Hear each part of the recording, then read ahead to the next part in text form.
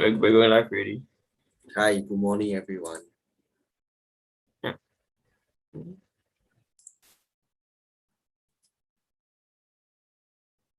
Why are we awake? Okay, we're up on YouTube. And Good morning, Singapore. yeah, good morning. It is now 9:30 a.m. on a Saturday, and we are awake. Yeah, so so first of all, very good morning to all of you watching us.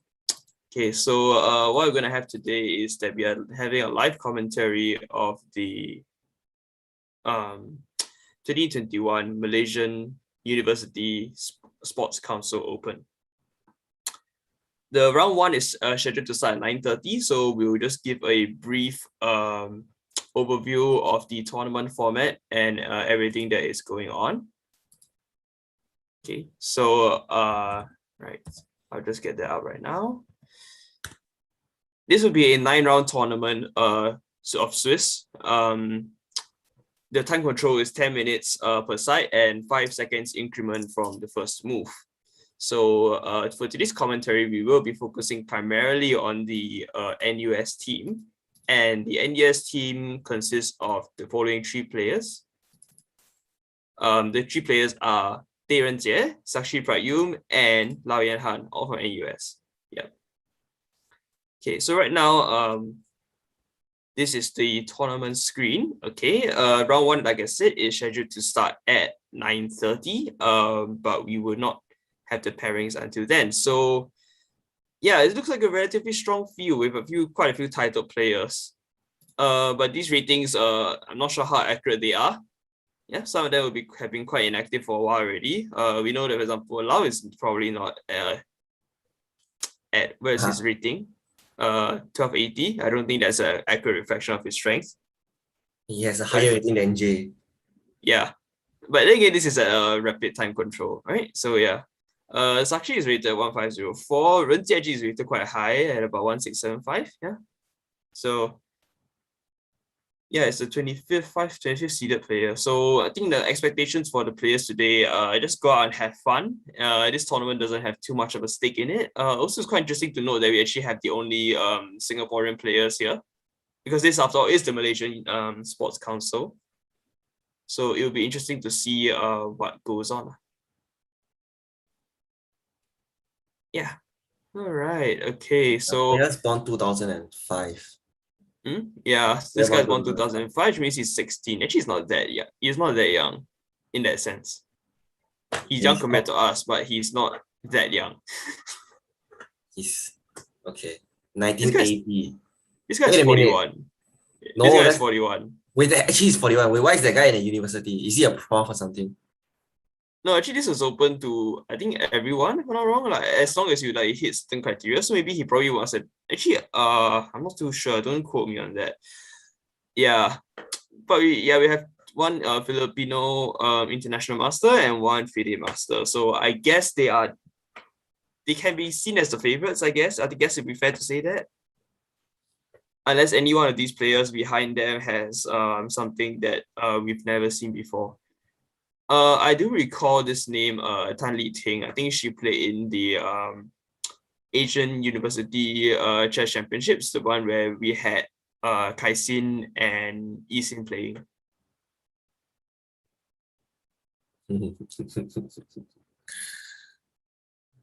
So yeah, it does look like we have a pretty good lineup in store here today. Yeah. Oh wow, okay, I'm really quite excited to see how this tournament goes.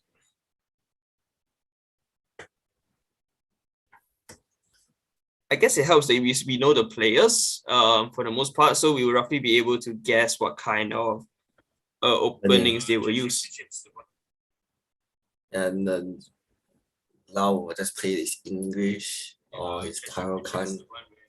Yeah, but Lau, I know he's been experimenting with quite a few different structures in particular. So it will be interesting to see whether his work actually comes to fruition on this occasion. So for example, I'll just do a quick check. Opening three. You want me to opening three our own players and expose their prep.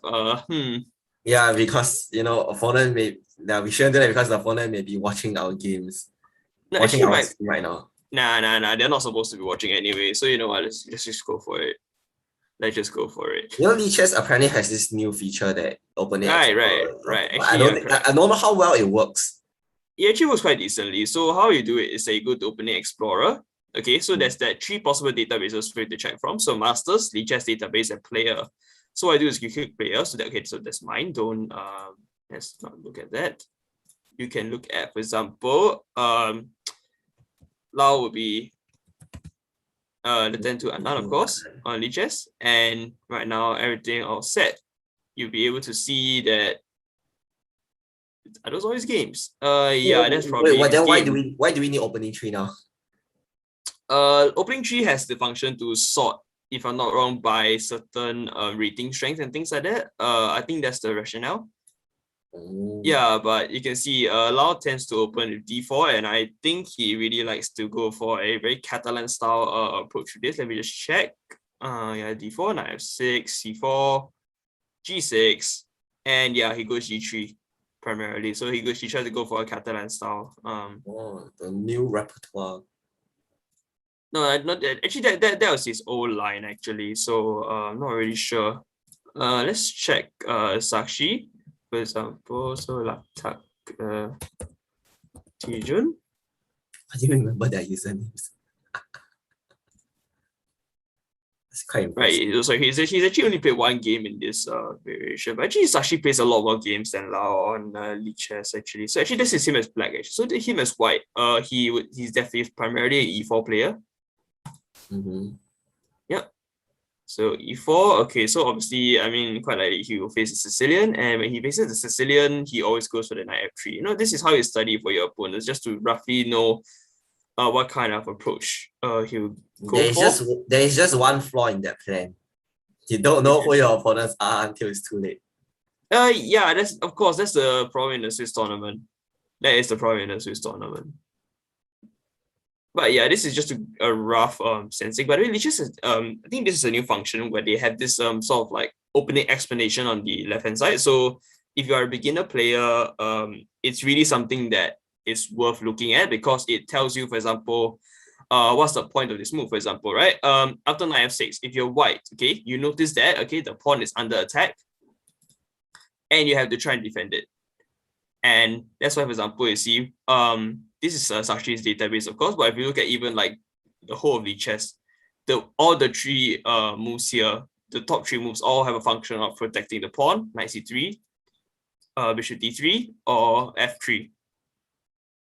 Yeah, so I thought everyone just plays knight c3 here. Nah, because like you see here, the idea is that white is trying to actually go with oh my god, c4. there's actually an explanation now. Yeah, that's why. The explanations are here. See, like there's also ideas with like bishop b5, where actually it's also possible to, let's say, if you want to avoid the open Sicilian, you can actually go for bishop b5 check here. Interesting. Yeah, and basically just avoid d4. If you avoid d4, then it'll be a relatively close Sicilian. Yeah. Okay, so it's a 929. I hope the pairings are out for round one at least. No, they're not. Okay.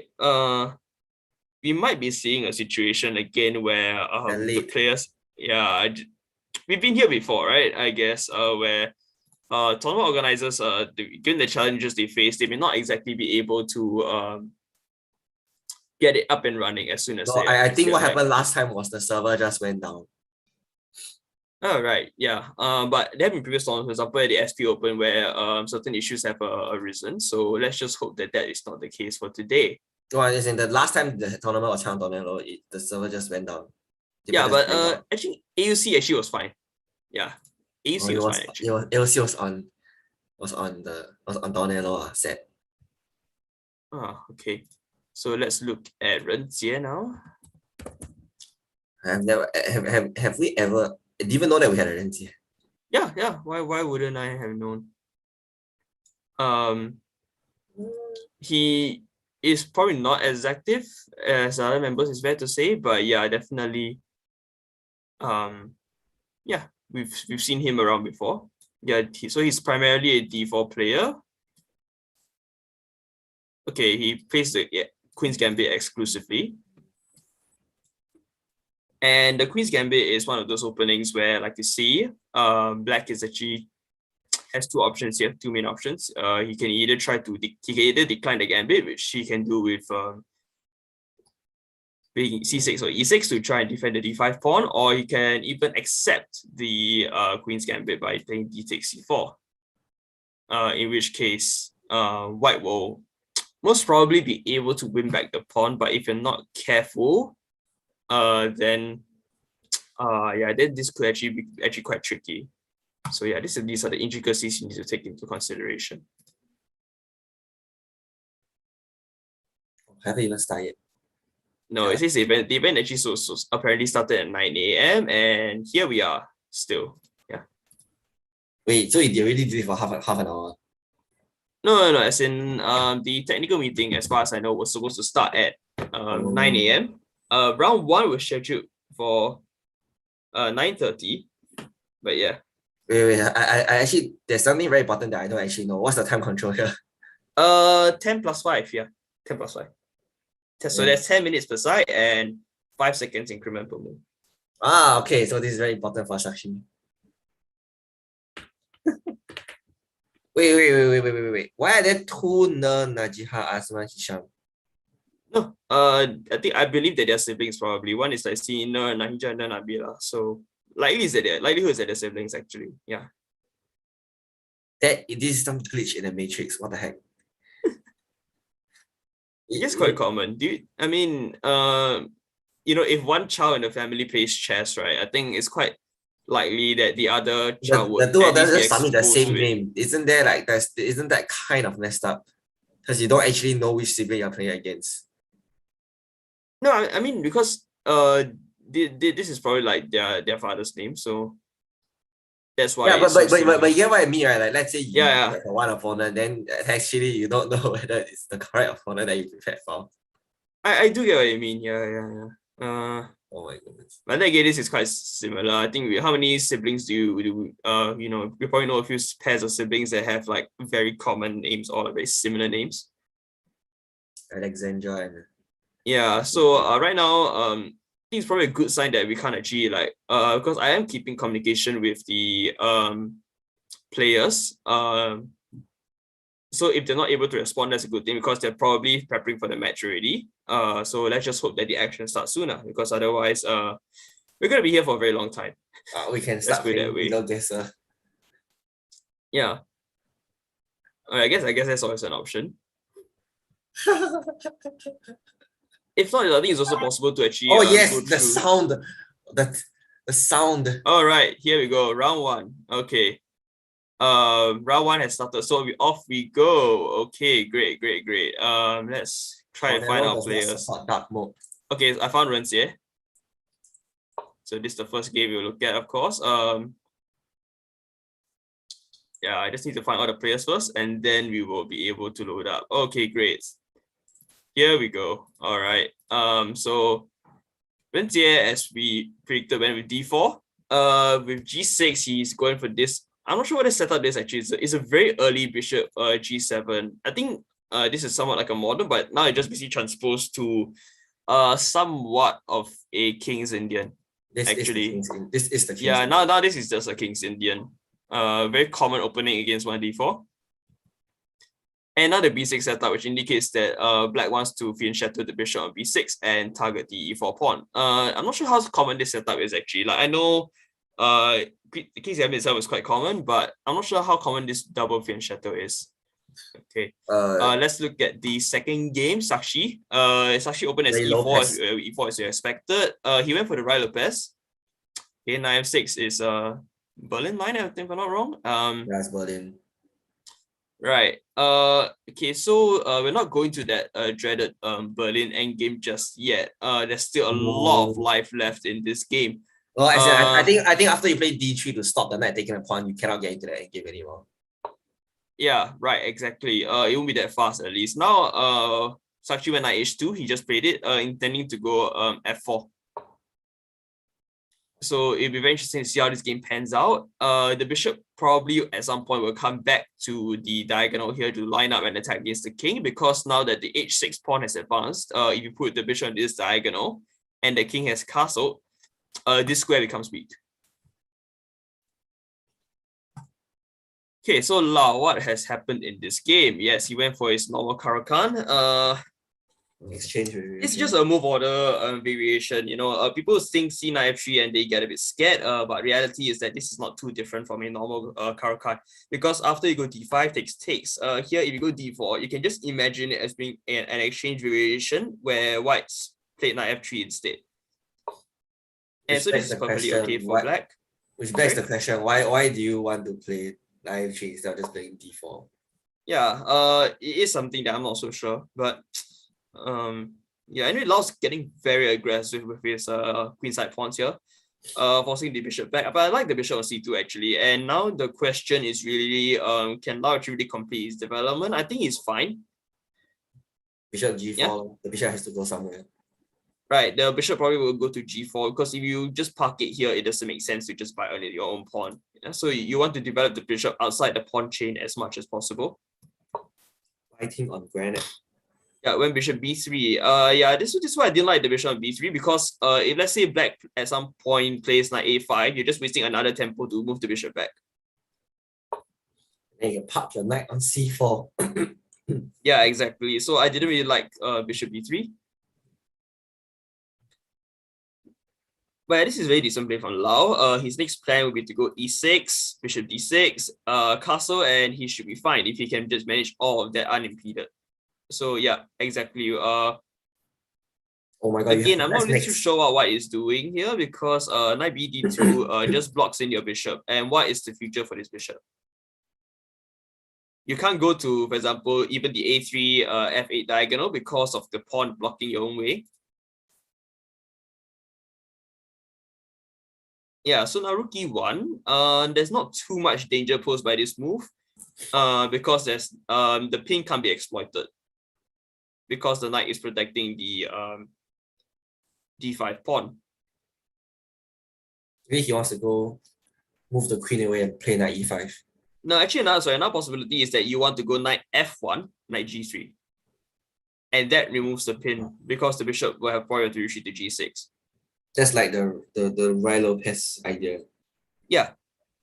One thing that, again, you note that is that if the bishop was here already, white will be able to trade off, right? If white had played bishop c2, this plan will be so much more effective, because when you go here, you will give black the double pawns. It's not a winning advantage, but it definitely makes life a lot more easier and makes life more difficult for Lau, especially in a potential endgame. Actually, Lau wouldn't mind trading his bishop, because this is the light square bishop. Yeah, fair enough. But that's actually why I think bishop d6 works, because then knight g3 is actually impossible now. Knight g3, but you just take the knight on f3 if that happens.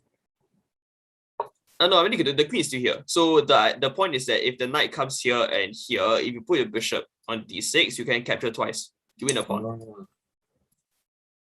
Okay, so let's look at Renzie's game and how it's progressed. So h3 very early, but it's a good idea to prevent the bishop coming to g4. But okay, to be honest, right, I don't think h3 is really necessary here, at least not straight away, because if black wants to fin shatter the bishop, black plays b6, sorry, with the intention of the bishop going here. So in other words, the bishop is never coming to g4 unless maybe he wants to play g4 himself. Yeah, that's definitely possible. Wait, is that just the game doesn't automatically move forward? No, is that every pawn? I'm guessing there's some rookie 8 shenanigans, and that's why Renzie didn't want to take the pawn. But otherwise, anyway, this is good as well, I think, for him. And now knight d5 at some point looks very strong. But the point of knight d5 now is that yeah, we see black just chops on it straight away. So if let's say Renzie can somehow find a way to actually remove this light square bishop, he'll be in really good shape. Wait, is that just another wait? What's going on here? Renzie just won a piece. Yeah, his opponent just miscalculated. and Ren Jie should be on for what I think I think this is comfortable for him. I really don't see any reason why he would not be able to actually hold on to this. Right, okay, bishop e3. Very dubious game. Yeah, I think this game is probably looking good for us in that sense. Okay, let's look at Sakshi's game. How has the game progressed since we last left him? Yep, f4 was played immediately. E takes, bishop takes, and now I don't get Black's plan. He wants to trade the bishop. Yeah, what's the trade? I don't. Okay, rook c1 has the idea of liberating the queen, because now you're not you're overprotecting the c2 pawn rather, and now you are actually able to go queen e1, I guess. Okay, so Sakshi prevents the b4 push first to kick his knight, which will kick his knight away. He goes bishop e3, c5. Very aggressive. It just feels that the Sakshi is just a bit slow, and that the momentum in the game has shifted a bit towards Black. But then again, let's say if right now if you trade and you go knight, sorry, if you trade on d4 and you go knight e2, both these pawns are isolated and very hard to defend. In fact, you'll be able to pile on the d4 pawn straight away, right? If I'm not wrong. Yeah, so actually this will be like a... Sakshi goes knight to e2 first. Okay, that's interesting. I think he wants to keep the bishop. Yeah, probably does, but like I said, maybe it might be better to trade off the bishop for the knight if you could get a long-term sort of positional advantage against and play against the d4 pawn. Because to me, I could not see a way how Black can actually defend the d4 pawn if we had taken Queen a7. Queen a7. After that, you can just bring the knight back from the cold. Oh yeah. Then yeah, busted. and you're hitting it twice. Yeah, exactly. That was my idea. But maybe he saw something I didn't. So we'll see how this pans out. What happened here? Yeah, so now when bishop d6, knight f1. Yeah, we predicted those moves. Castles. Okay, bishop g5. But now this just gives Black the very nice option of playing knight to e4. Played. Which was played. Bishop e3. And here, Lau has really nice ideas, because I know that he likes to play this style. He can actually go for f5, f4 here. And kick the bishop back even further. And then you have ideas of a very fancy rook lift. Rook f6. Yeah, so that is something that is very worthwhile for you to consider. Again, notice how the choice just now of to put the bishop here, it just doesn't make sense, because the bishop is just now like biting on granite, to use an expression that we commonly use in chess. This pawn chain is absolutely rock solid, and there is nothing that White can do about it. So yeah, Lau is more than comfortable in this game. He should be very happy with the outcome of this opening. As Kelvin explained just now, there's even an idea for the knight to actually come to c4. And yeah, it should be almost imperious there as well. Okay, so let's look at Ren Jie's game now. What happened? Yeah, we know he was a piece up. So his opponent retreated. Ren Jie's more than happy to trade when he's a clear piece up. Went after the e5 pawn. Again, opponent offering a trade. And here, yeah, I think the plan actually, I would say, is probably to put the bishop on d5 probably, and then you have long-term pressure against the s7 pawn, because you're not going to be able to target the pawn with this bishop anyway. So you must just try to overcommit the opponent's defenders. Oh, new move has been played. Let's see. Right, h4. Okay, so this I mean, honestly, it's the kind of position where anything is sort of basically winning. So we just leave Ren Jie to convert this by himself. His opponent is just not rated at all, right? Yeah, there are a few of them, but then again, as we know, just because they're unrated doesn't mean that you're weak or anything, right? Yeah. Again, so Sakshi's opponent took on e2, queen f2. Okay. Right. The point is that now black gets quite a bit of counterplay on the. I think a few more moves have been played because on my screen it says queen is on g3. Yeah. Okay, queen g3 played. Yep. And the obvious threats for now is the idea of just taking on h6. So black is probably forced to do something about it. Black can try king h7, king h8, king f8, basically get out of this pin. Or even if possible, I'm not really sure about this, but knight h5 is a possibility as well. Or just give away the knight. One thing to know is that white actually has the very nice option of potentially going bishop d2 and hitting the rook on b4 as well as the pawn on a5. So black will probably be forced to retreat the rook to b5 to just try and protect this pawn, because that's the only move that would accomplish the dual purpose of getting the rook out and protecting the pawn. I think he did play that. Yeah, that did happen. Really? Did it happen? Yeah, that happened. All right, that happened. Okay, great. Yeah. Okay, good. Good stuff. Yeah. Okay. Our radar is quite accurate so far. Okay. Okay. So Lau went for this bishop f4 idea, which I did see, but I felt that the f5 f4 idea would have been a bit more forcing, but maybe he just didn't like it. The point is that after you put the pawn on f4, a key point to note is that if you had gone for the f5 f4 route, right, g4 is no longer possible. 1%. Yeah, exactly. Everyone's favorite move in chess, en passant, would have been the point if black had managed to establish his pawn on f4. On peasant. Okay. Yeah, I see now. Lau's opponent went for this g4 push, which, to be fair, is maybe something Lau wanted to provoke in a sense, because now the spaces in behind the king, so in front of the king rather, are very weak. The pawns have moved up, and they will leave spacing behind. So let's see if Lau will be able to actually exploit that. Again, one thing you also want to note is that you should try to actually be very try and provoke weaknesses as well. So now that the bishop's gone back to g6, right?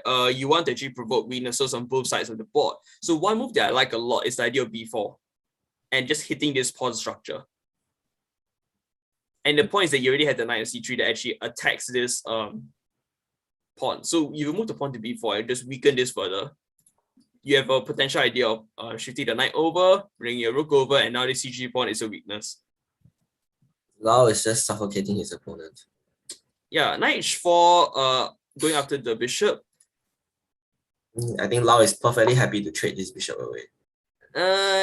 Yeah, probably, but I just felt that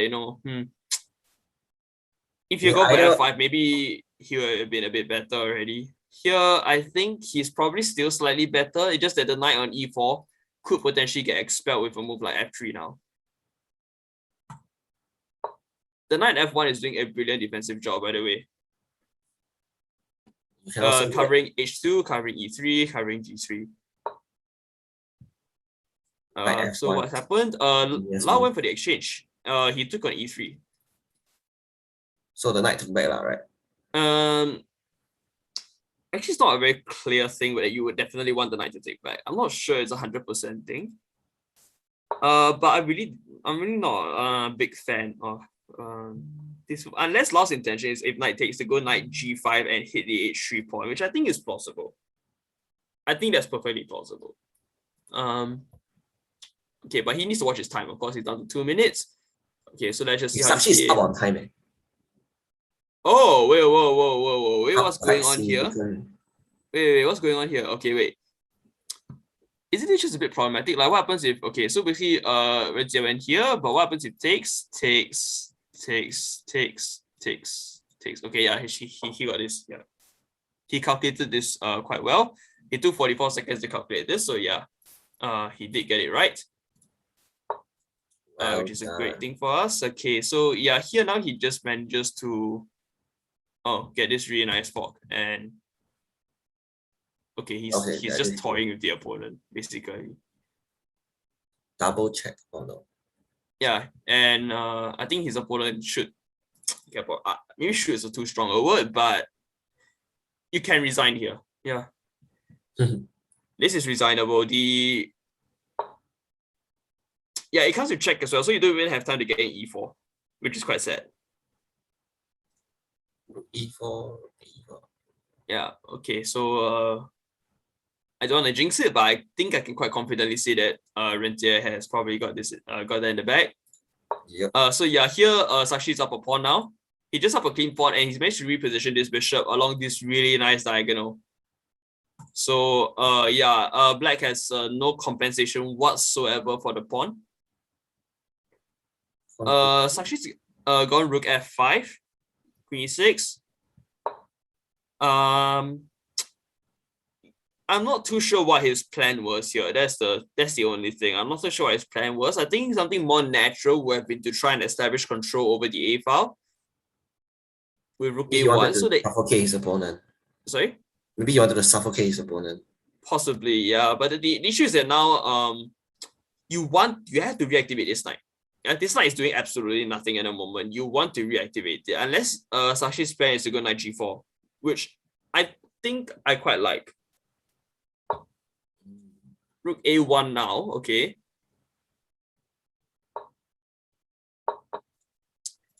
Yeah, his opponent went for the trade. Sakshi is still quite comfortable here. He's still more than comfortable. Just that I'm not sure what the rook is doing on F5. That's my only query. What is the rook doing on F5? Blocking the diagonal of the queen. Yeah, but then again, to be honest, I think like we said, black probably doesn't have too much counterplay anyway. So it's a kind of position where you're probably fine if you just do something in that sense. Yeah, the problem is now G6 and this rook just goes back probably here, but at the same time you also weaken this diagonal. Yes. So I think this is probably still a net game for Sakshi. I think that was what he planned. He wanted to provoke G6. Yeah, possible. Knight H5. Okay, here I really like Queen F3. And the point is I'm hitting the F7 pawn, but at the same time I'm preparing G4. G4. Which attacks the knight. And Sakshi did play Queen F3. Okay.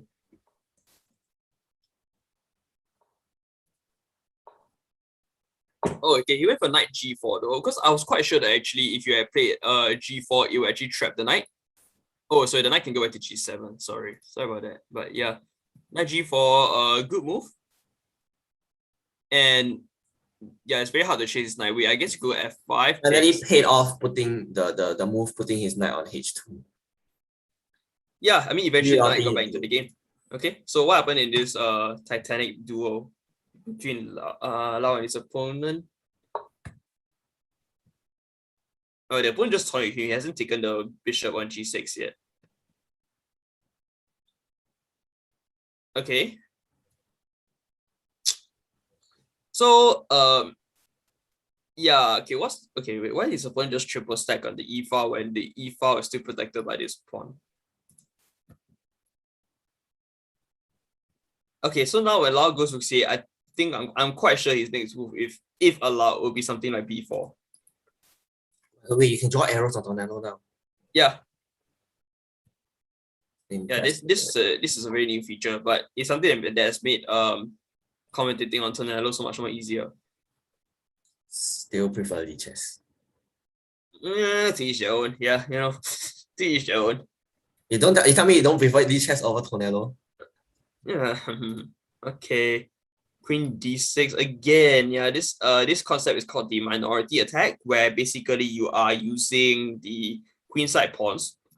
Here, because you see why they call it minority attack, because black has 2 pawns on this queen side, white has 1, 2, 3. And the idea is that black is willing to sacrifice these pawns if black is actually able to weaken the structure as a result. And that's why Lau's opponent went A3 is a very good move, because the point is that you don't want black to get in B4. Once black gets in B4, black can be said to be slightly better, I would say. But now, of course, this creates another weakness on the C4 square, and Lau has the idea of potentially rerouting his knight to D7, B6, and then to either A4 or C4. The point being that if white ever goes B3, these 2 pawns are weak.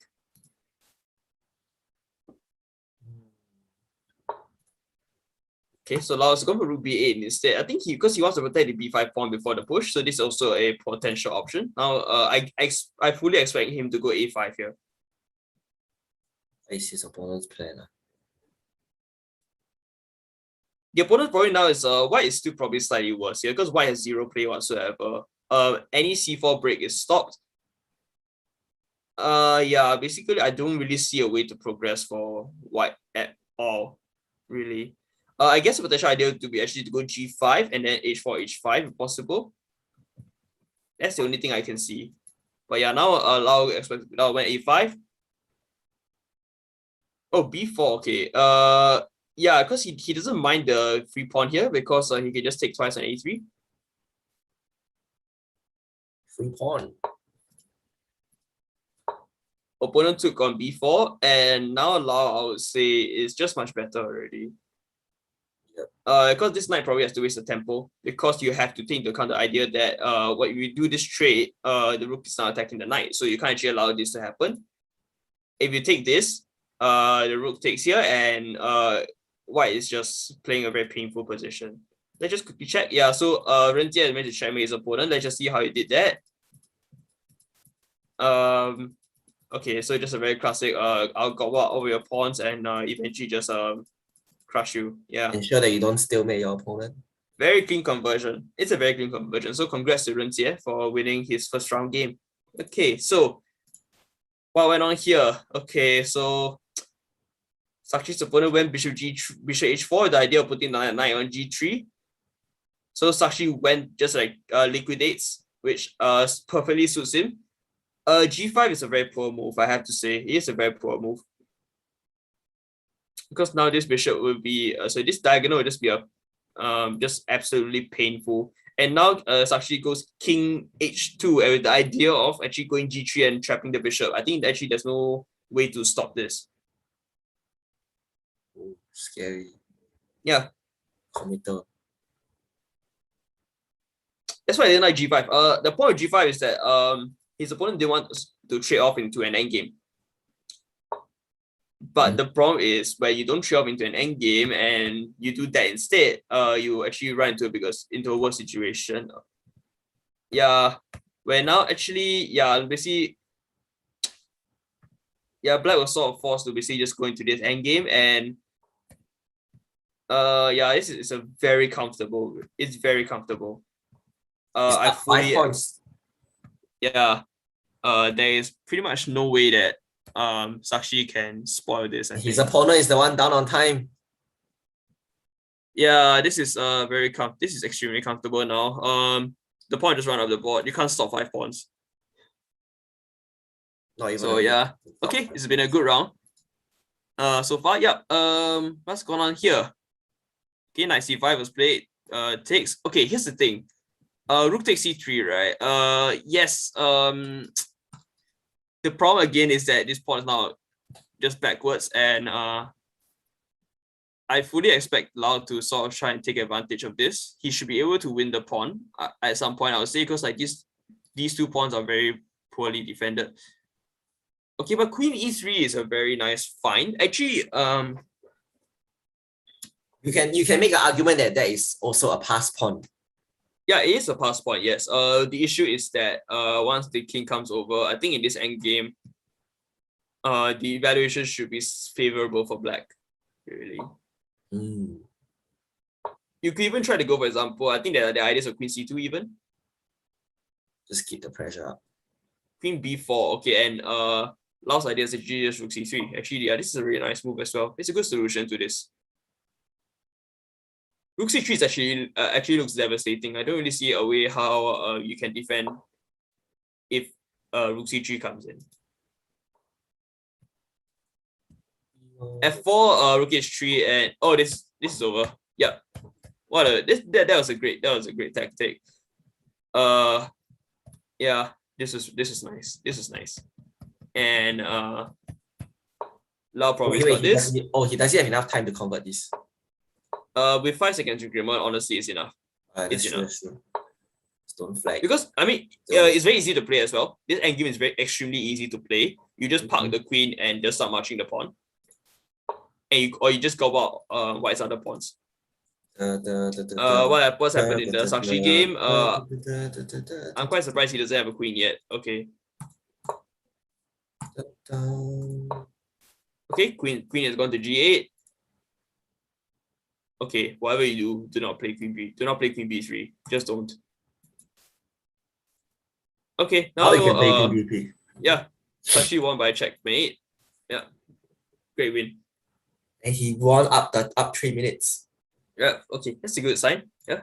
What's going on in this game? Lau is Wait. Oh, so Lau decided that okay, just gonna simplify it. But I mean, this point and game is completely winning, of course. It's just that I'm somewhat bemused that he felt that this was necessary. Well, we just didn't want to waste time thinking about playing. Okay, but now this gets a bit tricky. And you have 2 pawns. You just don't stalemate. Can one. It's a bit tricky, I have to say. You need to be very careful. Actually, no, his opponent just gifted it to him, basically. I mean, what else can you do as Yeah, white? actually, okay, I mean, but yeah, okay, Lau showed the right technique here. Okay. It may not be the cleanest, probably, but he got the job done. That's all that matters. Don't stalemate, can already. Play G5. I guess go G5. Yeah, G5 here. Just to try and get 2 queens. Yeah, she black just resigned. Yeah. I would have tried about 2 queens. Nothing wrong with getting a second queen.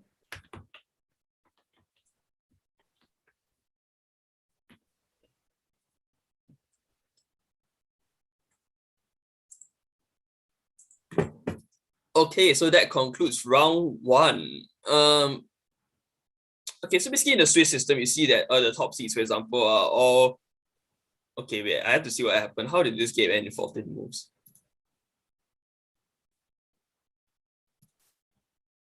Okay, I see what happened. Okay, so this was a Caro. Again, the knight f3 setup is very popular, it seems. Why do you take the pawn? No, actually, it doesn't matter which piece you take back with. D4 still coming. Yeah, it's true, but if you take a queen, at least you can, Because this player hung a piece on move 6. Unrated player hung a piece on move 6. Yeah, actually, this is just very clean. There's no way of stopping queen h2 checkmate. That bishop, why is that bishop there? Yeah. Roy wanted 3 as a pawn. But if it was a pawn, then you could go g3. But it's a bishop, so it's not even as good as a pawn. Tragic. But yeah, I can see it's quite uniform for this. Yeah. There was a 1-0, 1-0. Basically, yeah, this is what happens in the Swiss tournament. This is what happens in the Swiss tournament. You would expect this to happen, really, because you can see that the high rated players are getting results, but not in some cases. Yeah. Not sure what happened in this game. But yeah, it's good that our players have gotten out of the first round all unscathed. But there are still some games that are going on, so probably we should take a look at those. Yeah. There's a blocked player. Why? I'm very curious as to why that is as well, but let's just keep looking. So, okay, so this is a Queen's. This feels like a London, but that was aborted somewhat. The opponent did not want to play against a London, so he plays. But it's possible to actually play knight f3 first in the London. I don't get this though. I really don't get this setup.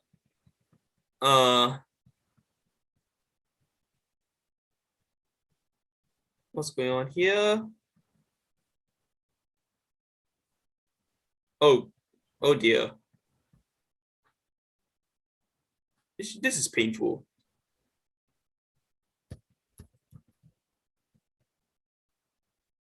Oh wow, what a fine. Okay, so now the material balance is basically knight and rook. So it's a rook and a bishop for a queen. Yeah. Almost equal. Yeah. Wait. What is knight takes b3? What is knight takes b3? Or time pressure. Probably, yeah. They Now only these have players like are just 6 seconds they're each. just living on the increment. They're just living on the increment. But now white is winning. Okay, like if you pick you just park the bishop f6. Wait, is it moving? No, it's not moving. Yeah, it's moving. Okay. Wait, what happened? Okay, so wait, white sacrificed the rook on g6 and went for this check. It feels like there's a checkmate somewhere. It just feels like there's a checkmate somewhere. I just can't find it though. Wait, is this the most recent move? Yeah. Oh, okay. Oh yeah, black sacked the rook for the knight. I think it's a very practical choice. It's a very practical choice because now you can actually try to run the pawn down the board. Exactly. B2, rook J check, king e7. Now yeah, actually now. Oh, okay, come on. What's going on? Okay. Whatever you do not go to the B file. The king cannot go to the B file. Wait, what's going on here? Yeah, gaining increment by giving checks. Oh wait. Oh wow, the king's actually trapped. Because these pieces control these files. You can see these pieces control the squares. There's no escape. There actually is no escape. And if you ever go to b7, there's rook b8. And you pick up the pawn. That's an amazing defensive find. But this is the only. Oh yeah, okay. This game is going to go on for quite a while yet. After rook takes b2, I fully expect queen takes d5 to be played. And now I'm expecting f4 so that all the pieces are protected. It's actually possible. I'll say it's almost possible to actually create a fortress here, potentially. Okay, king h2. Right, okay, king h2. Oh no! Okay, Bishop e3! Bishop e3! Oh wait, yeah, there's Bishop e3! destruction. Found! Oh Destruction. no! Oh no! Destruction. Oh no! That is so tragic. That was tragic. Oh dear. That is destruction. I mean, to be honest, it's not straightforward to win from here, but definitely they just losers on the spot. Yeah, so yeah, it's just painful to watch now. So probably let's not look at this. Is there any other? What was the message? It was fast. Flashing new message. Okay, never mind. Let's just check. Is there any other game that's going on? Nope, that is the last remaining game of the tournament. I mean of the round. So let's just keep looking at it. Why is it still going on? Yeah, wait. What? I think white is just trying to go for the king and rook's checkmate without trying anything too fancy. Okay, but to be fair, this is done. Made in two. Yeah, this is done. Okay. So good job to the white player. That is why you never resigned, but that was extremely chaotic, wasn't it? Extremely chaotic. Like we have just taken a draw there. Black what was this whole sequence of moves? We thought that yeah, okay. I mean here but actually you know what? The point is okay, no, Queen D4 is still gets your you know it's very hard to see, but we need to put this in the recess start. We need to put this game in the recess. No, this should put this game as one of the training sessions. Like one of our trainings, you just show this game. Yeah, it's a very educational and instructional game. It's quite sad though. Well, it is what it is. Yeah. Yeah. Okay, is round 2 gonna come out soon? That was a really interesting round though. Let's look at the standings just very quickly. So now you have Ren Jie's on the 1 point. Now at this point, you just sorted by everything because there's absolutely nothing else to distinguish the players by. Lau is 1 point as well. Sakshi, I'm probably missed him somewhere. Yeah, here he is also 1 point. So yeah, that was really interesting though, wasn't it? I really enjoyed that first round. Not sure about you, but probably that's just because all the NUS people won. Yeah. actually it might be a good idea to actually try and look at the games in the meantime. So like for example, we can actually download the PGN here from Tornado. And so let's say for example this is the last game, right? Let's just import game. You will upload a PGN file. Let's look at downloads here. Import game.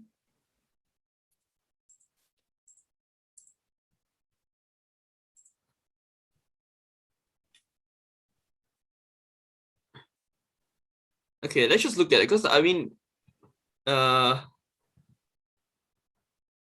bishop f4, like we said, was a slight inaccuracy. Okay, I'm very happy because the computer liked f5. I was pushing for f5, and F5. yeah, seems like the computer likes the idea. Yeah, but bishop f4.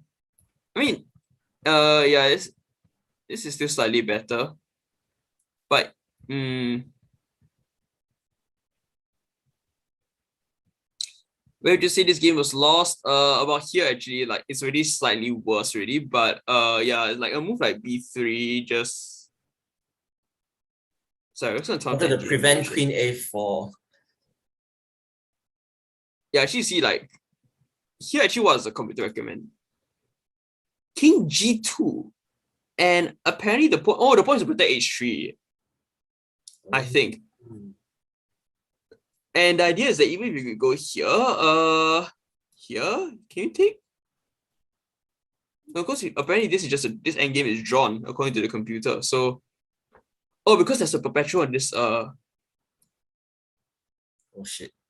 Yeah, that's a perpetual, and that's why the computer didn't like. Okay, you know that sound means that magical sound to our ears is round 2. And wow, Sakshi's been bumped up to bot 4 is playing a WFM.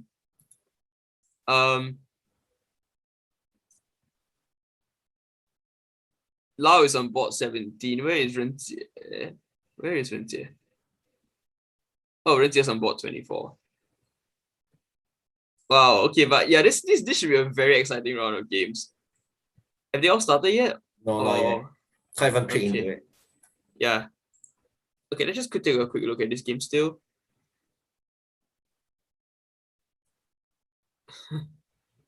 But yeah, actually overall I still find that Lao played a very clean game. Yeah, Lao played a very clean game nonetheless. Let's look into what. Actually, I should create a study, right? Probably. If you find it necessary. Yeah, I'll probably create a study for this. So let's just call this MASUM Open 2021. Okay, bracket NUS. Okay, looks like the games have started actually. So I will do this later at another time. Okay. We'll just quickly turn our attention to what is going on. So we have 1, 2, and 3 players. Okay, so Sakshi is facing yeah, he's gonna go for his King's Indian. He always plays the King's Indian against d4. Okay, Lao. Wow, okay, so yeah, Lao went for this d4, d5. Okay, he went for Queen's Gambit with Queen c2. Okay, now my understanding that here actually black can take on c4 straight away and then go b5.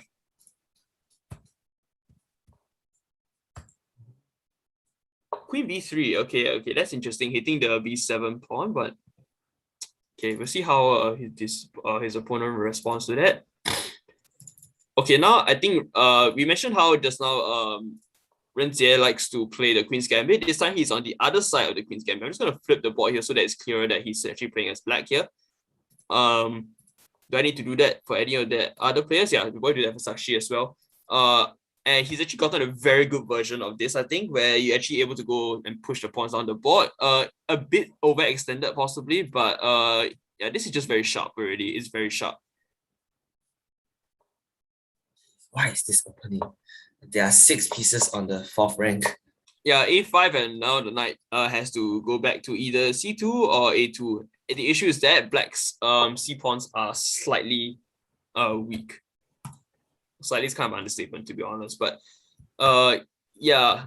So here Sashi goes for the d6 setup, e5, okay, knight e7, and knowing Sakshi, his plan is to go knight d7, f5, take something like that.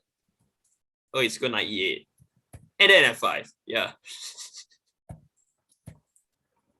f4, and now his idea basically is to just use this g5 this pawn storm, and the king is actually relatively safe, so you don't need to worry too much about that.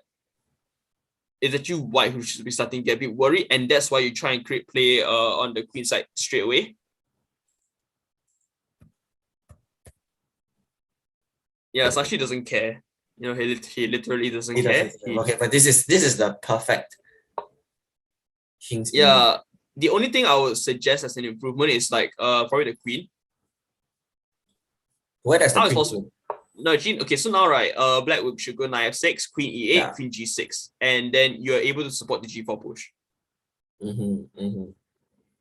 the same time, you need to make sure that white doesn't just like overrule, like roll you over on the queen side. Yeah, a lot of things to balance. Yeah, that's chess.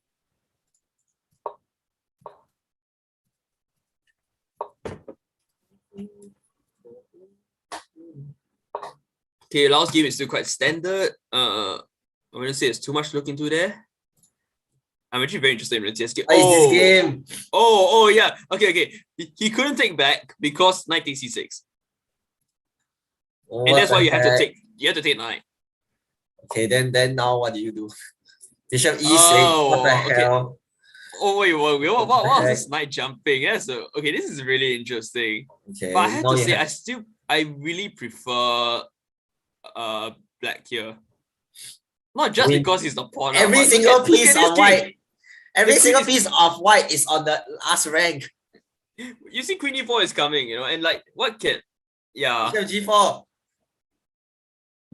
No, actually, you know, I felt that here, right, actually c5 would have been even stronger. But if you take, you just trade into a rook, trade your queens. Yeah, actually, yeah, I think you're right. As in the fall. Oh my goodness, what the heck? Wait, what's going on? Wait, now this pawn is gonna drop. What was queen f4? Alright, queen f4 attacks c1. Defends the pawn, yes. The pawn can't drop because the bishop is guarding it. So, yeah, but now the two pieces are attacking it, the bishop and the rook. And my point is, how do you defend it twice? Queen e3 check. Queen e3, queen just keep giving e2. checks. Oh wait, you can bring over the queen to b3. Oh shit! What the hell? No, you can't play queen e2 because the rook is hanging. Oh right, the rook is hanging. Queen b3 would have been a brilliant find, but nah, actually no. Okay, so actually now his Rentier's opponent has actually won back the pawn. What happened? Yeah, what the hell? What happened? Something happened. I don't know why it's glowing, but something happened. Don't tell me a draw offer has taken place or something. Yeah, why is it glowing? It must have been a draw offer. I can't think about anything else that would cause this. Because I remember we had a chat function. No? Or they removed it? No, I'm quite sure it's just a draw. I'm quite sure that was just a draw offer. Yeah, but that was so dumb. Yeah, okay, what went on here? Allowed to go d5. Okay, this game is going to be a bit of a slow burner. So let's just look what happened here. Okay, so Sakshi's opponent just stopped the pawn break in its tracks. The good thing though is that now you see that this H file is open for business. So actually, you know what? Black can actually just play king f7, bring the rook over, and start to plan against this pawn. Knight g6, knight f6 also. Yeah, knight g6, knight h4. H4. It's always very knight g6 was played. H3, and now Sashi went king f7. Knight h4. Check. Yeah, and now the plan simply is knight f6, queen h8, bishop d7. Okay, but to be fair, I'm not really sure how. It's a very big question as to how Sashi can make progress now. Sack the bishop. That's usually what happens in these competitions. Yeah, that's true. But the problem is that if you sack the bishop on g4, white has 2 pieces that are covering this. Yeah, it's not enough. At least you go knight f6 first, and then maybe you can talk about it. But even then, still, I was considered slightly dubious to say the least. So and knight f6, bishop d7, queen c8, and then you just pile on that pawn. Not sure that pawn is worth that much, to be honest, and you're gonna sacrifice a lot of material just for it. So yeah, bishop f3, and now like I said, I don't really see a way for Sakshi's attack to proceed here. And if the play shifts focus to the queen side, that could possibly be curtains for him. I mean, knight f6 has to be the play, right? You have to play knight f6 so that you can allow the rest of your pieces to access the h file. Yeah. I think that's your only sort of So that's a pretty standard move.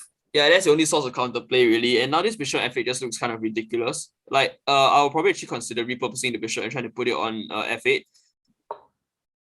That's how bad things are. But potentially as well, you need to be careful with ideas like c6, and then this entire queen side just locked. You know how they say bad bishops are good defensive pieces? In this case, this bishop, I just call it a bishop, sorry. But what about the dark square bishop for black? Dark square bishop, the problem is that white is not doing anything. So right now it's just hemmed in. You get me? Like you can argue that this bishop is doing a good job because it's defending. These pawns don't need to be defended. So Sakshi went knight f6 as we expected, bishop d2. And now I probably expect one of 2 moves. The first is bishop d7. The second is queen h8. I expect one of these moves to be played. Okay, what happened in last game? A lot of trades happening. Okay, so now Lau really likes the minority attack here. But his opponents have somehow actually known how to stop this. I would still prefer white slightly here because I have decided the idea of now repurposing the knight again, right? It's just about making sure that your pieces are just in the right positions. And now the knight on c5 looks very tasty. But first, grab some space. Yeah, there's absolutely no harm in that. Oh, now the issue is that I think you have to go queen b. You have to go queen b3 possibly. But then now knight c4, and black is actually forced to repurpose the knight. Sorry. Opponent is faster. Yeah, opponent is faster. Okay, what happened in this crazy game? Oh, okay. I see. Wait, how did that even happen? No. The opponent thought the pawn was free. Because here, both the pawns are under attack. But e6. Only one pawn could have been taken. Yeah, e6 defends the pawn tactically.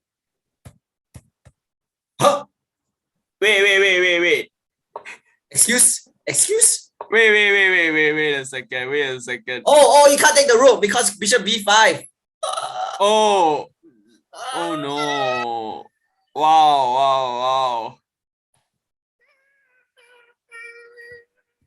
The tactics in this game are unreal. Wait a minute, what? Isn't that just... I'll just give a check, okay. How is this not kind of some form of checkmate? Wait a second. I'm very confused. What's going on? Okay. Yeah, I expect queen h5. I expect queen h5. I don't see any other move to. Actually, black one by check. What? Queen h5 that was checkmate. Yeah. Let's see. Lamau. Okay. Okay. You know what? A win is a win. That got a bit messy. You have to say that got a bit messy, but yeah, we don't care. Win is a win. Okay, yeah. So she's got knight d7. Opponent traded, went bishop e1 to try and tickle the rook on h4. Okay, six, bishop f2, sorry, rather. Knight b6, rook c1, bishop d7, queen e2.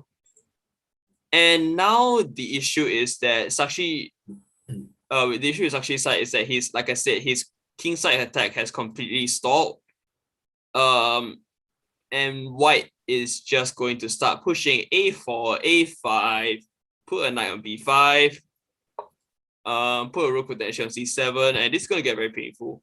if black is not careful here. This bishop Which really. is why Sakshi's first move is important to try and block off the open c file, which is the only source of play right now. This bishop on g7 has really no future. Yeah, and that's why you see that Sakshi's opponent immediately went knight d5, knight b5, sorry, rather.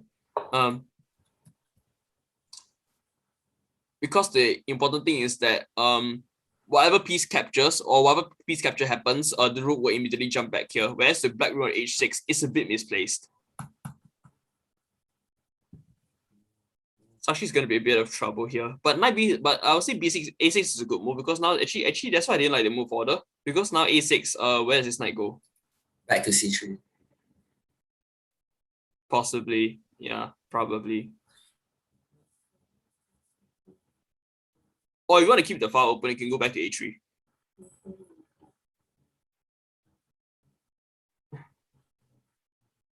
He also prepares knight c4, which I think might be Sakshi's idea at some point. Okay, let's look at Lau's game. Lau still insisted on his attack. This is very similar to the last game, isn't it? Like almost strikingly similar. And here I will have, okay, here the important thing to note is that I'm not so sure whether knight d2. Okay, actually knight d2 is fine because if you go rook a3, there's rook c3. I might have liked that move a bit better actually, but now I'll say black is has a slight edge here, because there's also ideas like c5. So it's very drawish. It's the same color bishop somehow. No, same color bishops actually. Nah, it's not just about the bishops as well. I still feel that black has the chance to play for a win because you're looking for things such as imbalances in the position. Which there isn't much, right? There's only like one pawn difference. There is in the sense that black has played on the queen side a bit more with this like c5 push to unleash the power of the bishop. Okay, so there was a trade here.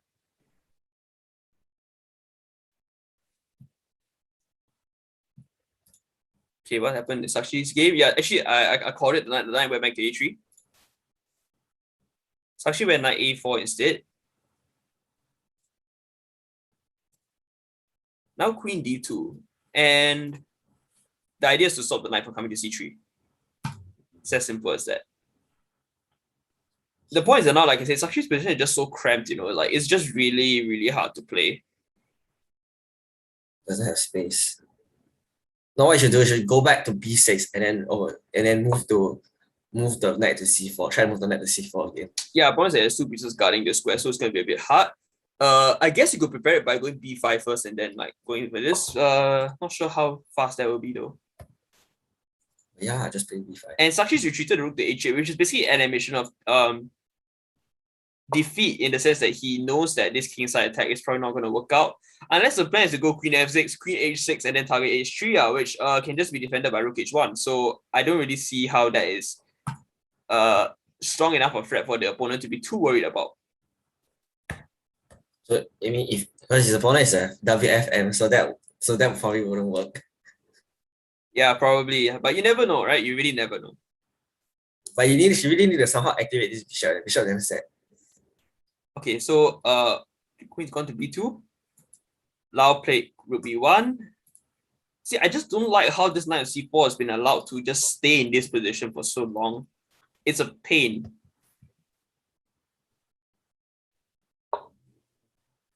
What if you just ignore it because it's not actually doing anything, right? I would say that it's still doing a relatively decent job though, and because now you don't notice that it's doing something. I don't know what this bishop is doing. I don't know what this knight is doing. To be fair, I don't know what this bishop is doing either. But you just know that c5 is potentially a problem as well later. Okay, sorry. Why am I looking? This game runs 1 already. Okay. So what happened? Opponent went b5. Okay. This move hits the weak d6 pawn.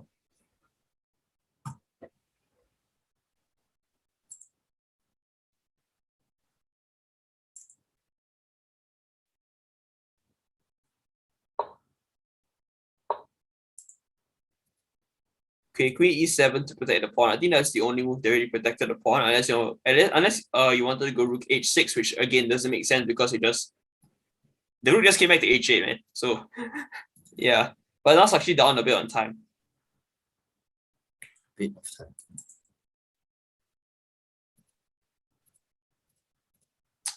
Yeah, because they're not black, just has so much more play.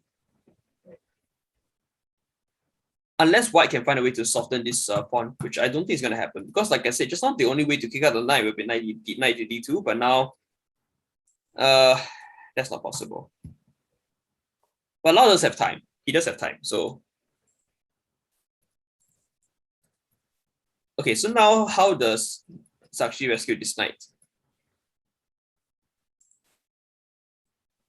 It could come back to c5. Yep. Or he could offer a queen trade, like queen e8 or something. But that will wait, never mind, that will blunder the b7 pawn, so that doesn't work. Yeah. Yeah, this is just very painful. And I think this is the danger of going for this. If you go back to the opening, this is the danger of going for this like attack with the King's Indian, I think. Like if this attack basically just like basically just like like dries out very quickly, play will shift to the other side of the board, and if your opponent is better on the other side of the board, then you're in trouble.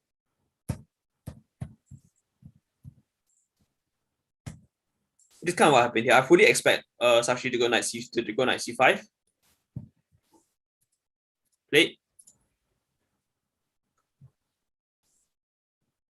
And now if the opponent wants to cash in, it's possible to go for this trade and get a protect the past d pawn. But I'm not sure if that is necessarily the most technically clean way to actually win.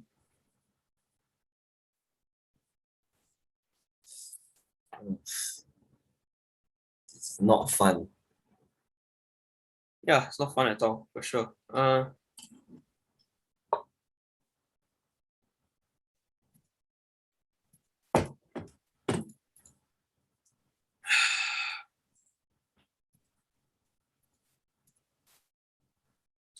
Nothing much has gone on. Okay, so basically Lau decided to trade off. And now the opponent's gone bishop f8, and now Lau went knight e5. Finally trying to get rid of this a very annoying knight at c4.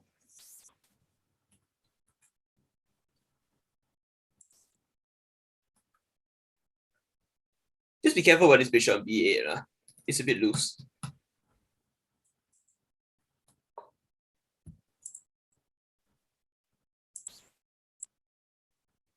It might be an interesting idea to actually go for something like queen b2.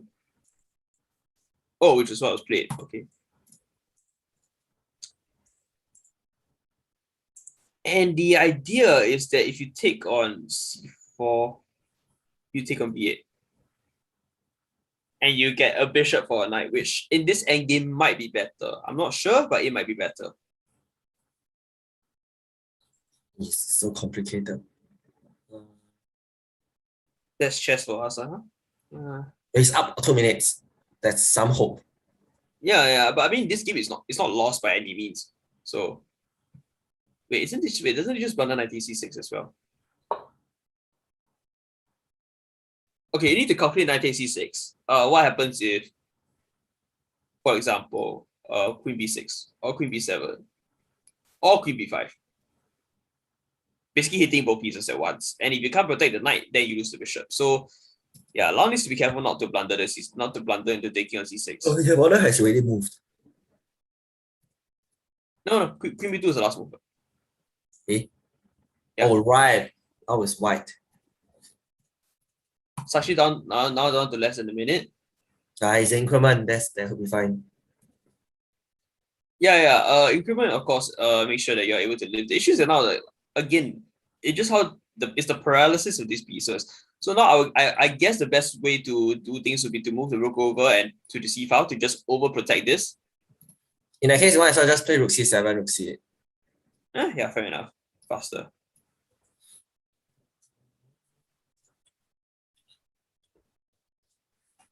Again, this bishop just kind of dead. This bishop probably has some sort of life if you can potentially reroute it to, let's say, this diagonal. But right now, it has also an important job of protecting the e4 pawn. So she's going for the queen trade with queen e8, which again, I think this is a good solution. You know, if you're under attack, you're under the cost, you want this trade to happen. It's actually down to his last 10 seconds. So Sakshi insists on offering the queen trade. Opponent just took a c5. Sakshi took back. Oh, right. Now this pawn has fallen. Actually, I felt that maybe rook c7 would have offered a bit more resistance here. He really wants a queen trade. Because his idea is that he wants to park the king on d6. And you say that, oh, I'm fine. And that's why the opponent actually refuses the queen trade. What's happening in this game? Oh no! Lau went for knight c6.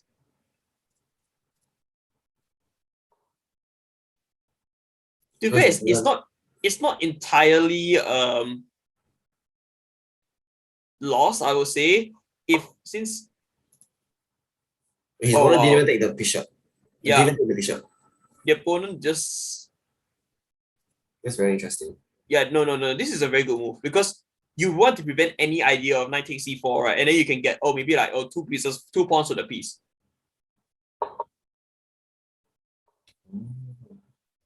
That's a very nice move, unfortunately. But you know what I find very interesting here? I think that there is a possibility for some knight. You have to look at some knight takes g6 sacrifice. No, Lau. Oh dear.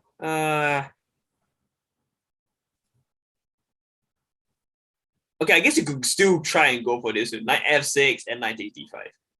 Oh yeah, for sure. Yeah, you could still try to win the pawn.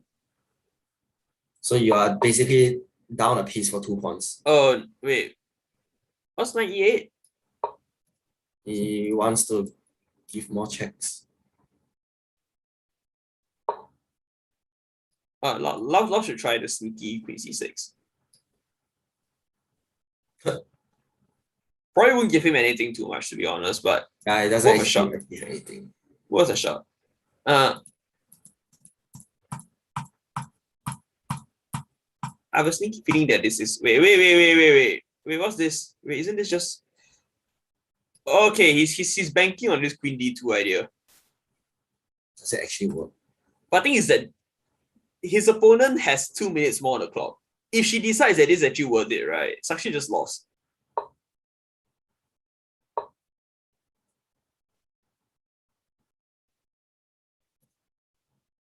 And to be honest, I don't see how. So like, okay, so for example, right, what happens if after this, right? Okay, queen d2 is the idea. If you go king, here, I think this is probably just a draw. But if let's say if you go, let's say king here, queen check. Wait, if you do that, right, just go queen d3. Oh no, but the bishop. No, queen d3, bishop e2. That's the then you just take the pawn, take the pawn for free first. But now you're just down. H3. Okay, sorry. Let's just so what happened now? The opponent declined the rook, but I'm quite sure that the rook was. I mean, we'll check the computer later, but if that was actually a defensive resource that was found by Sakshi, right, I'll be so impressed because under that amount of time pressure to find something like rook c6 is just absolutely like ridiculous. Bonkers. Now actually, if you go rook c7, right, you have a very nice fortress almost, and now you can play rook a7 to try and hit the pawn. You know, Sakshi might actually have winning chances here.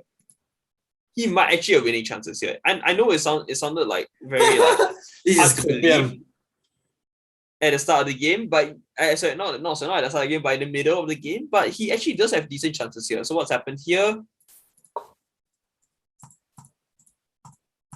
Oh dear. Yeah, it's just lost. Yeah, unfortunately for us, it's just lost. Lau is gonna put up as good a fight as he can, but I can't say that we should expect anything from this game.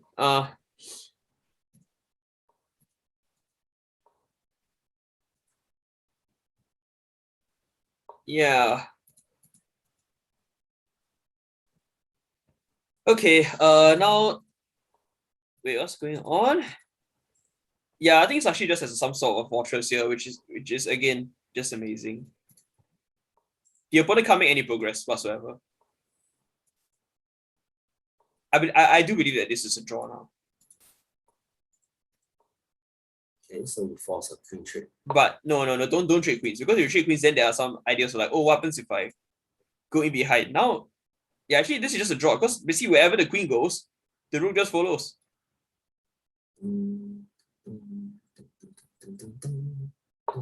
I only wish the bishop was a bit more useful. Yeah, but the bishop is doing a good job protecting the 2 pawns as well. So now white has absolutely no play whatsoever to enter. And okay, I traded the queens. Okay, queens are traded.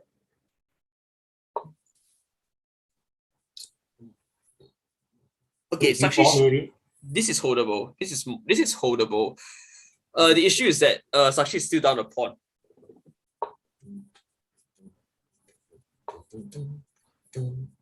So he wants to trade off into what will be a very joyous end game. Oh wait, the opponent just blundered. And now rook e3. Rook e3. Sakshi actually can win this. c4. Oh right, c4.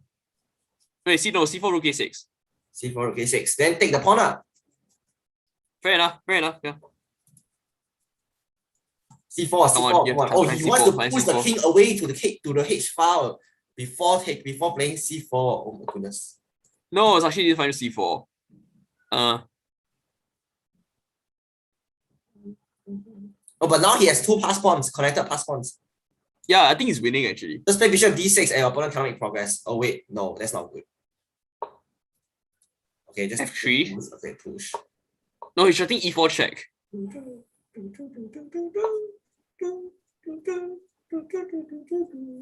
Sakhi's gonna win this probably. I don't want to jinx it, but it seems like he can. How do you stop the pawns? You can't, right? Yeah, once both pawns are on the 6, the third e2. Rank. No, wait. Would it? Oh, no. E2. No, E2 King G3. So Bishop G3. Oh damn. Okay, but he played F2. So King F1. Okay, now I mean no. Okay, now what? The rook can't go to D1. Clear. Okay, so you probably play what? No, because you can't go to D1 because of Bishop. So you're trying to go for this now. Interesting.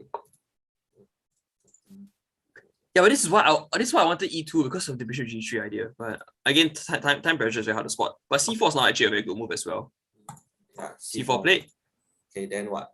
Now Bishop B6 maybe? No, but rook. Oh yeah, now you're gonna take an A2 check. Okay, no, but then you lose control. Yeah, exactly. You lose control. No, but then you lose the E3 pawn. Okay, so Bishop B6 check. Bishop B6 check. Okay, then probably rook E2. Rook E2. Rook E2. King has only 1 square, which is F4. Oh, F3. And you promote. Oh my goodness. Yes, Sakshi. Okay, how do you live this down? Yeah, wow. Okay. This is absolutely amazing. Now Bishop. Okay, give a check. No. Okay. Actually, now okay. So you need to be careful, I guess. But okay. Yeah, just keep giving checks. The queen has only, there's only one move for the queen. Check. Oh, it's checkmate. It's made in 2. It's made in 2 if you don't move. Oh, damn. What design? What a win! What a win! Yeah, he needs the increment. And unfortunately, Lau resigned here, I think. Nah, he resigned after this, yeah.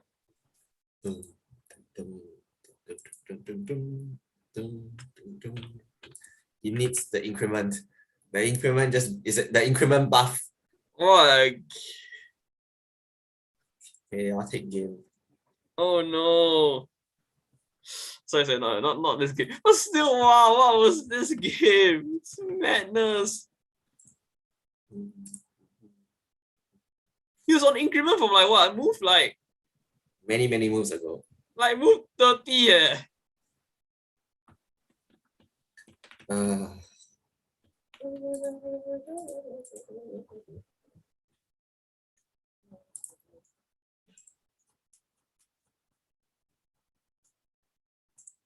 Okay, we absolutely have to download this game now. I absolutely have to download this game.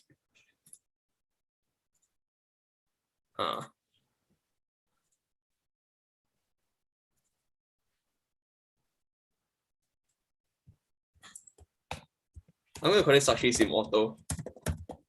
Not even kidding.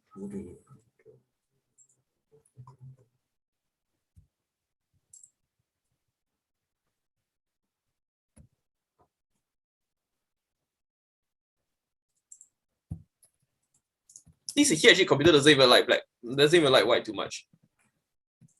Okay, I mean it's quite bad here, but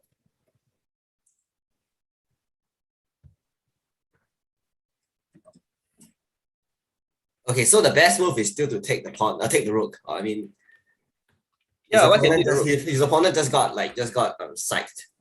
No, why can't just take the rook? And the point is that Queen D2, King F1, ain't got nothing. Yeah, again, like we said, King F1, right? We thought that King F1 was the only move. It was. So, and the point is that you have nothing after this. Queen take history. You can be a bit annoying, but eventually, no. King takes history check. King E1. Sorry, where? Queen takes H3. I just run. Remember, I'm up a full rook. So eventually you can run away. Wait, then what about Queen? Okay, Queen G3. Check. King D1, Queen G1 check, King C2. Oh, then no more checks. I see.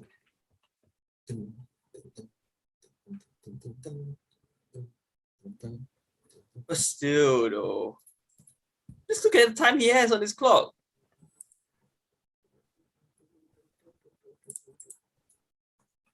Yeah, now they're just completely winning. Again, right? C4, we were shouting for it, we were screaming for it. Yeah. For sure winning already. F2 was a bit dubious, yes. It's still winning, it's just not as winning. They're fine. They're fine though.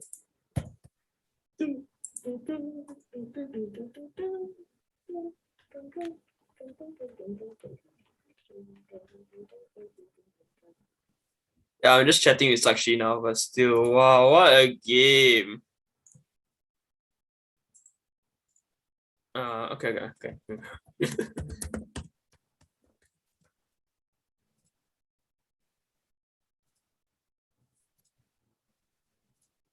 Okay, so now I'm just going to use this time to just like upload the games. Yeah. Why don't I include a PGN in this? How do I upload a PGN? You know what? I'll just edit this chapter. Oh gosh, round 3 pairings out already. Okay. Oh my god, Renjie is playing the FM. Wait, the same FM? No. Like as in the feed it's not the same FM. But yeah, Sakshi is playing WCM. The title players just keep coming for him. That's Lau. Yeah. Lau's opponent is called Oh Really? Oh really?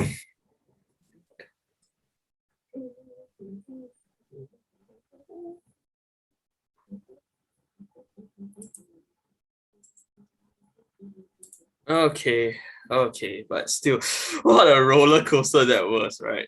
What an absolute roller coaster. Insane. Lau round 1, right?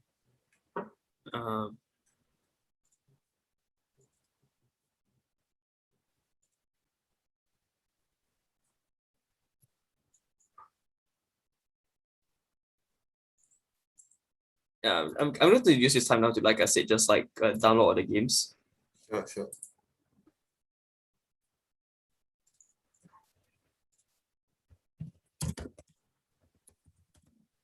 I would say tell me when the next round starts, but I'm quite sure that I'll get ringing sound in my ears.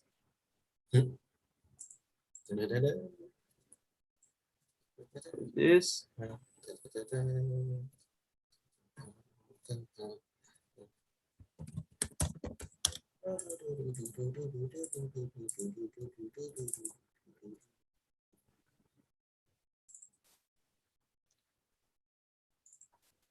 What a game though. What an absolute masterclass of a game.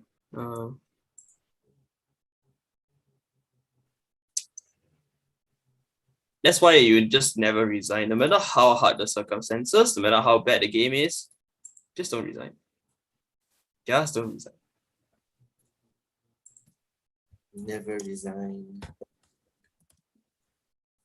No, I think resigning is like acceptable in, like I said, like Elite Chess like arena, because you will have to like think about your ability to start a new game and things like that. But otherwise here, really there's absolutely no reason to resign. You can just force your opponent to just like, I mean, if you're better than me, basically just prove the winner. You know, yeah. So like, I was too lazy to find Sakshi. I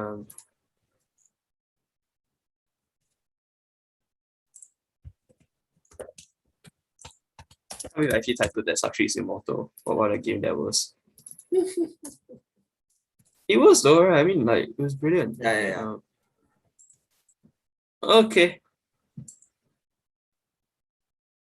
Just notice a very funny anomaly here. So in the second round, right, all the games were won by black. Oh. Like all NUS games were won by black.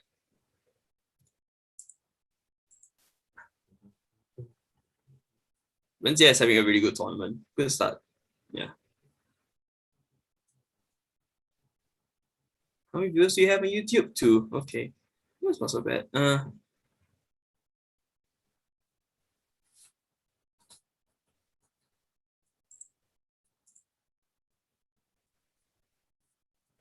All right, let me just take a quick look at Lao's second round game. No, actually, let's get Renjie's second round game because that's absolute bonkers as well. Remember the 6 pieces on one rank. Yeah, this is bonkers. This is theory. Let's just look at the chess. So here already, right? Bishop F4, we know it's actually quite dubious already. This is like some weird. Oh, the move you need to find here is E5. Oh wow, double attack.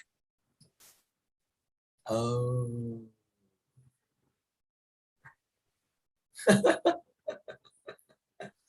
What is happening?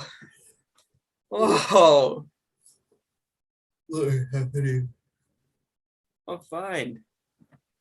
This is still absolute madness though. Like, what is going on here?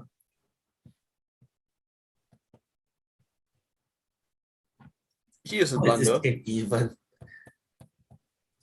game. Oh my god, this is still even. No, best part is here why it's actually +2. Yes. Okay, but it's basically. You wouldn't believe this, right? Like, what on earth?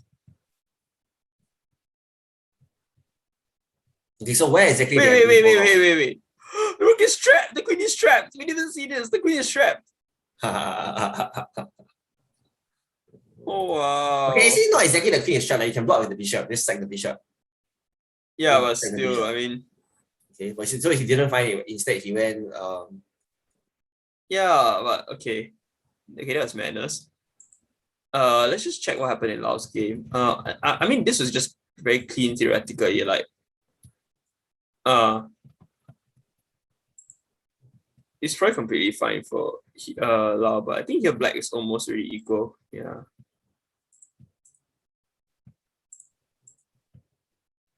Okay, let's just turn on this eval just to be sure.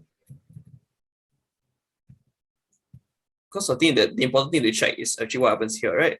Okay, here black is already slightly better, but yeah, 90s, yeah, this is just that's a disastrous move because yeah, but knight b2 is a really clean find. You have to say this move is really good. Yeah. Okay, but here's the thing that I think okay, here actually, right? Laos seems to have had some chances. Queen C7. Okay. Yes. Games have started. Let's go. There's only 3 rounds before lunch, right? 4. 4 rounds. Oh, actually might be 5. It actually might be 5, yeah. Wait, how many rounds are there in total? 9. What the heck? We don't need eat lunch already. Yeah, I'm gonna be here the whole day. Alright. So Ren Jie opens with D4. His opponent has a picture, which is really very intimidating. Why if your opponent's picture is very blurry, he's still intimidating. Still, he has a picture. He's well known enough to have a picture. Okay, so let's I'll just move this out of the way. Okay, so we have a knight off, bishop e2, e5, and this is extremely theoretical. The knight off Sicilian. This position looks very similar. This is a Caro exchange. Something you and I will be quite familiar with. No, I played a fantasy. Yeah, but I mean from the black side at least. Okay, something interesting is happening. For some reason, okay, your opponent took 1 minute to think of knight f6. 1 minute? Or disconnect or something. But anyway, knight f6 has been played, and given what we've seen, I expect Ren Jie to go with c4.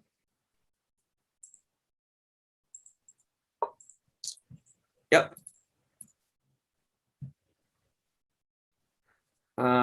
Okay, what's going on here? Sakshi has gone for f4, f5 straight away. Bit premature though, I have to say. I think black has already sort of equalized already. There's idea also rook c8, d5. Black should be equal.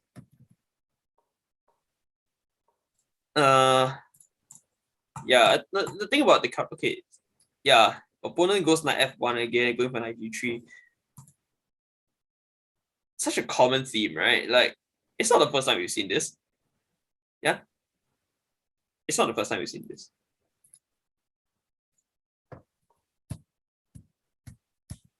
Okay, we have a King's Indian again. Bear in mind that this is not free pawn. This is not free pawn because it's ideas of rook e8. Trade queens.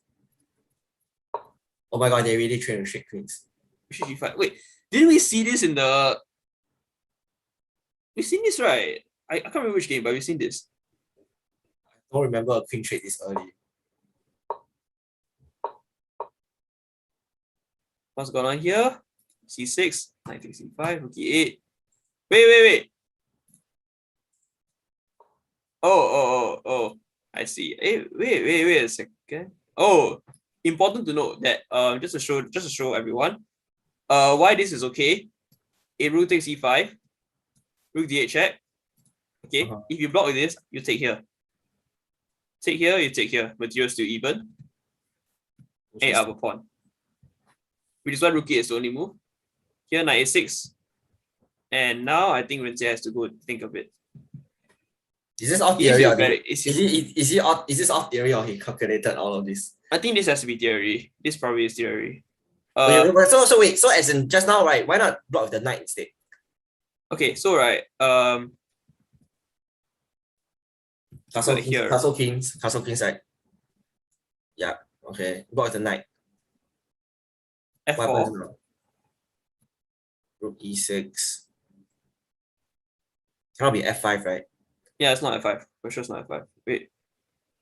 Actually, yeah. Wait, what's going on? Oh, rook c8, rook c8. Rook takes c8. Rook takes c8. You can bring the bishop. Yeah. But now you can't do that because you cannot win the bishop. Oh, right. Okay, that's important. Yeah, that's important. And that's why knight goes at e3, but that's why you can still reclaim this d4 pawn. There is absolutely no risk for black here. Yeah, Sakshi is just I mean this is all completely theoretical, so it's gonna take a while for this game to actually sort of like get into actual chess. Yeah, this is some Ryan Lopez. Is it Ryan Lopez? No, this is a knight off.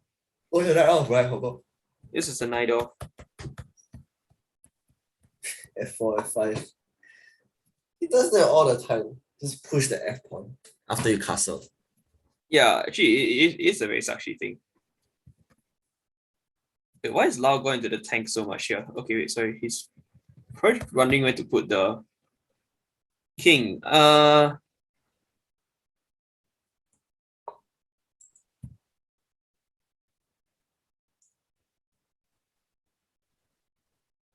Actually, I would argue for a move like knight h5 here.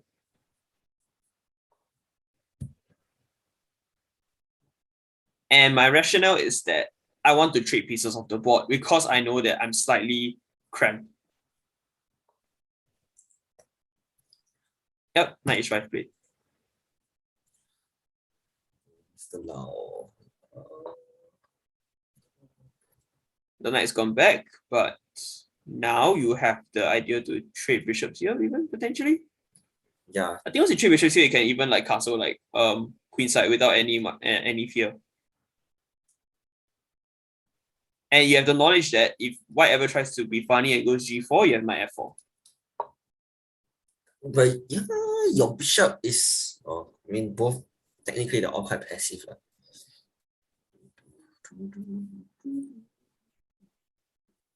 If you, okay, why? Okay, so if you, okay, never mind. Sorry. Should we go back? Yeah. I was thinking like if you take, right, then you take the bishop, then take the bishop, queen, knight f4. Mm-hmm. So you basically force your opponent to play queen f3. Yeah. So, then if you play f6, right, or you can't play f6 because knight takes e6. But if you play something like rook h5, right, then you basically force white to play like super reactively. Yeah. Okay, but he's going for that. Sakshi's gone for this instead, which... Well, this is not Sakshi.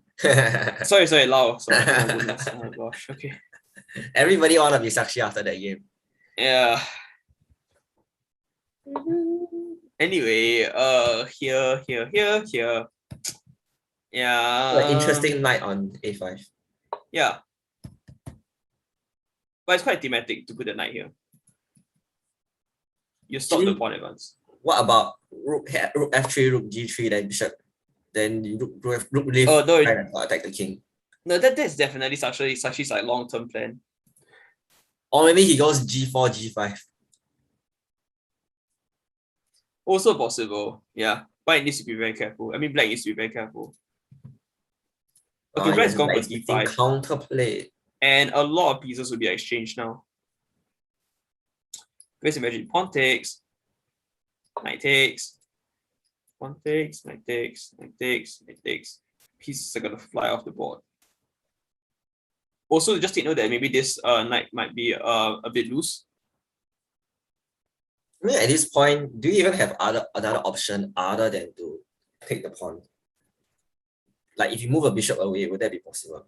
No, it's also possible to just take on a b6 and then go on b3. Just not sure that I like it. Yeah, that's the thing. Knight b3 is kind of sad. But then again, knight on a5 is also kind of sad. If you take, right, then the issue is like we said, right? If you take back either one of these pieces, then the a5 knight is under attack. So you need to consider both. And then you don't want to lose with your e3 bishop. But I think now the bishop is almost forced off the board. Bishop c1. No. Yeah, but that's if you're really desperate. I guess bishop g5 is try. It's worth a try. Yeah, and then you can open up the queen to defend the pawn. Yeah. Because right now technically your pawn is hanging. What's happened here? Okay, so eventually black got the pawn back. At what cost? And slightly more, actually. Slightly more, you have to say. I'm not sure whether this knight. Though the 2 pawns on the c file, are they really considered 2 pawns? Because they're technically blocking they're double blocking the c file for black. Yeah. It's kind of sad because like your king is actually you want the c file to be open. Yeah.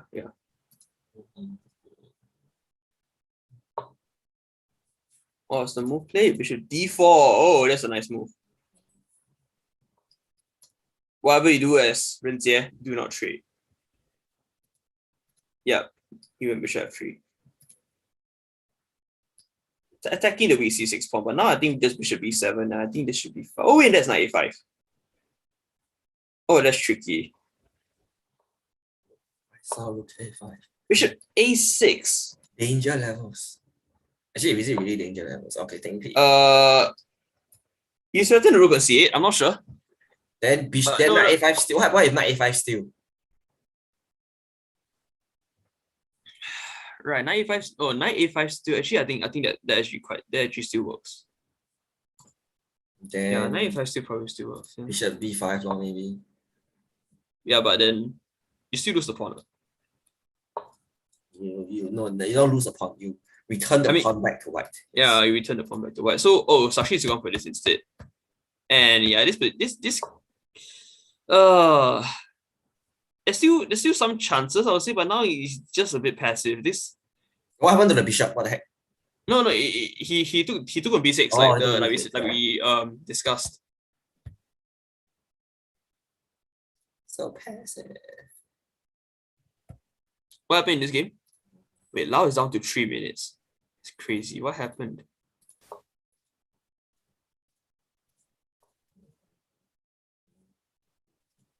Okay, so it seems that he spent like a lot of time on these moves. Like he spent like a minute like deciding on whether he should castle. I think he was trying to evaluate whether he should try and save the bishop.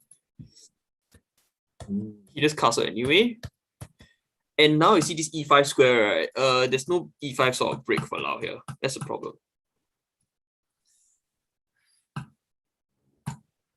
H file looking kind of tender though. Queen c6. Okay, so now Sashi's opponent is just like ganging up on the c2 pawn. Yeah, rook c1. Don't really have much of a choice, to be honest. Yeah, see now this pawn, right? The problem is that in this kind of knight-off structures, right? Once you go f5, right? If you play this a bit too early, you have potential for this pawn to become a bit weak. So yeah, there are structures where actually black refrains from putting the bishop on e6 just to put it on b7 and hit the pawn. And now the queen is doing a similar job of hitting the e4 pawn. Yeah, the c2 pawn is really weak. Yeah. Queen trade. Wow. Queen c4 and offering a queen trade. You know, there's some also weird, very interesting knight h4. So knight h5, knight f4, knight g3 ideas. Exactly. Why if you play knight d3 here? Knight d3 for white. Yeah. It's not the worst move in the world. Let's put it that way. It's not the worst move in the world. And I can't really see too much better for white at the moment. Attack the e5 pawn. Knight. And then after you can play knight d2. You double attack the e5 pawn. Oh shit.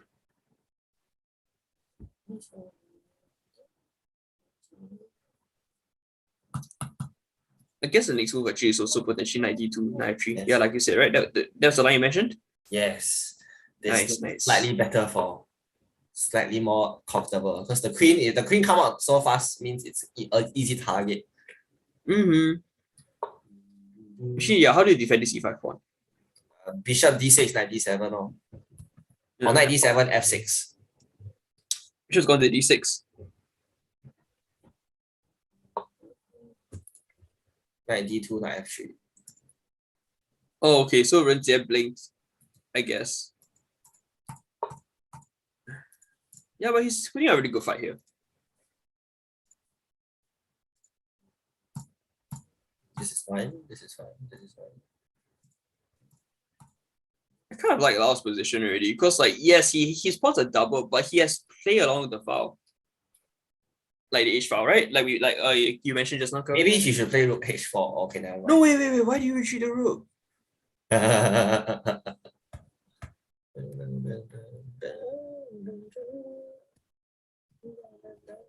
He really what's going on. I think Lau wanted to go d4 at some point. Problem is the f7 pawn is really weak. Yeah. It's a long-term weakness. He's not doubling up on this file, but I don't know for what. Now white can just try and go h4, h5, that sort of thing, and then the rook can invade on h7. Wow, Lau is really going for this. He's really going for it. Aggressive. Very aggressive. Wait a minute. To be fair, B4 is still an option here. Just go B4. Just go. Don't even think. Come on, move like Vichy. No. He needs to think. He only has 2 minutes. Okay, he's moving his queen back. I was actually really going for the G4 push. Wait, what did? Oh, he instead of playing then they play G4. Okay. What happened in Renzia's game? That's a trade. Now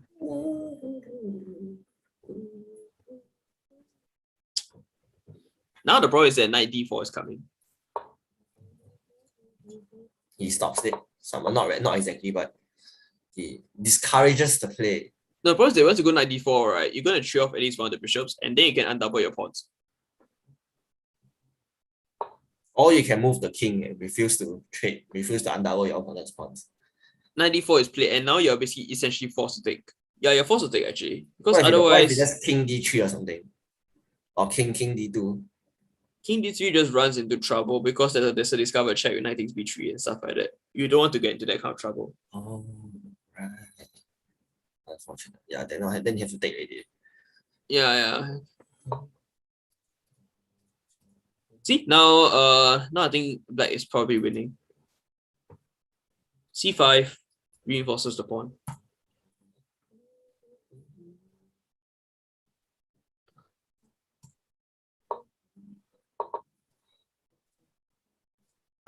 Oh my goodness, he's going for it. Yeah. Okay, what happens in Lau's game? Oh, he also going for it. They're all going for it. It's good that our players are basically just like playing without. Wait. That was Queen B6. Yeah. That was Queen B6, King A8, Queen takes A5, and you can force a perpetual. Just been so exposed. You can force a perpetual. Interesting. Yeah, but with 7 minutes on the clock, I don't think the opponent's gonna play for a perpetual. Okay, we'll see if Renzia can hold on here, but it's gonna be very hard because now like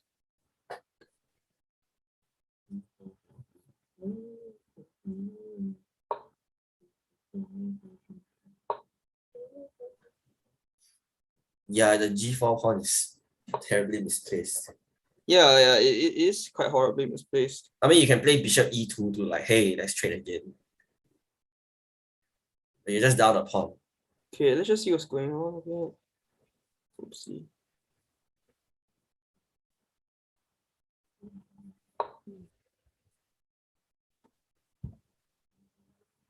Right, knight E5 to hit this. Okay, just be careful that. No, actually, no. I was thinking about it could be your opposite colored bishop endgame, but I realized probably not.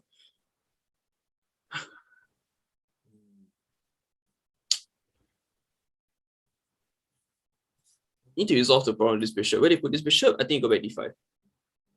Or you just take the knight. Or you could just take. Yeah. Or you could just take. The issue is that once you take, then this C pawn becomes a bit soft. Rook B5. Oh yeah, rook D5 looks interesting. Yeah, and this G4 pawn is under threat. No, opponent went bishop D5 straight away. Okay. F6, rook G1. Sakshi's really going for it because his opponent has sort of like overcommitted on this side of the board almost. Yeah, no pieces left to defend the king. Yeah, and are we about to see Sakshi's second scalp here? Okay, but how do you make any progress though? H4, H5, H6. You can even transfer the queen over to G2 and then like threaten stuff like this. Like H1, H6, that's 3 whole moves. Okay, I think queen G2 will be more direct. Aiming for this. Yeah. Because you have to, you can't push G6, so. Yeah, the bishop probably will come back to F8, and then now you can take on F6 because now this will be open. I think Sakshi's almost winning. Best part is that Sakshi's up on time. Opponent has gone rook A7. To try that defend the G7 pawn indirectly. Yeah, exactly. Because the idea is that after you take, you can play knight takes F6. And importantly, the E5 pawn still holds. Maybe now you play H4 because you really have nothing else to do. I don't see any other play for Actually, it might be idea to go G6 actually. Okay, then H6 how? Oh yeah, right. H6 is the problem. Like, Yeah, you can never really go G6. So H4, H5, H6. Yeah, actually that's probably the way to go. So your opponent must be a bozo and sit there and not do anything but 3 moves to allow that. Yeah, but I think so what can Black do in the meantime? Run the king away. Yeah, fair enough. Yeah. Just go on move the king 3 moves to the left. And then now suddenly, wait a minute, I attack finish, but I got nothing. Ren Jie has traded off into this. If he trades off the bishops, I'm not sure where this is definitely winning for Black. Probably still, but it seems the life would be much harder than it was necessary.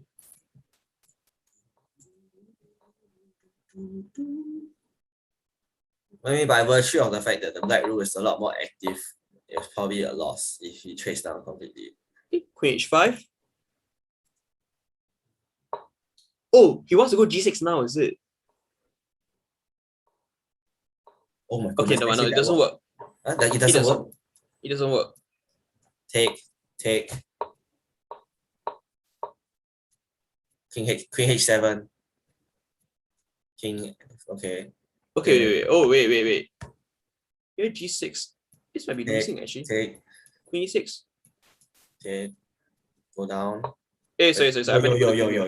Okay.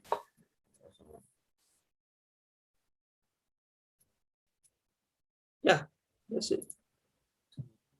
Wait, but that works. Yes. Okay. H7. Come on, Sakshi. You at least pick up the G7 pawn. Okay, wait. Oh no. You need to be very careful. Queen H5 checkmate, right?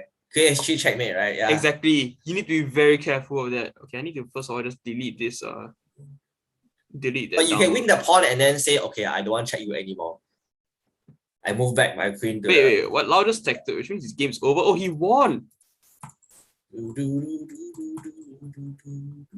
This is a pawn endgame, and he managed to convert. Okay. Oh, okay.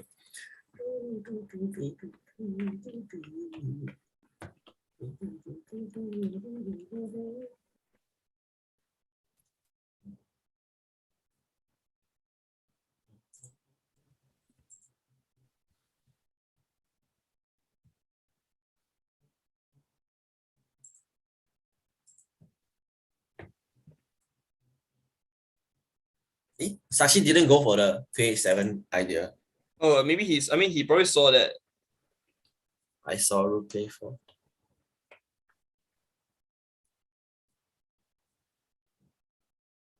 Okay, let's see what happened in this game. Sorry.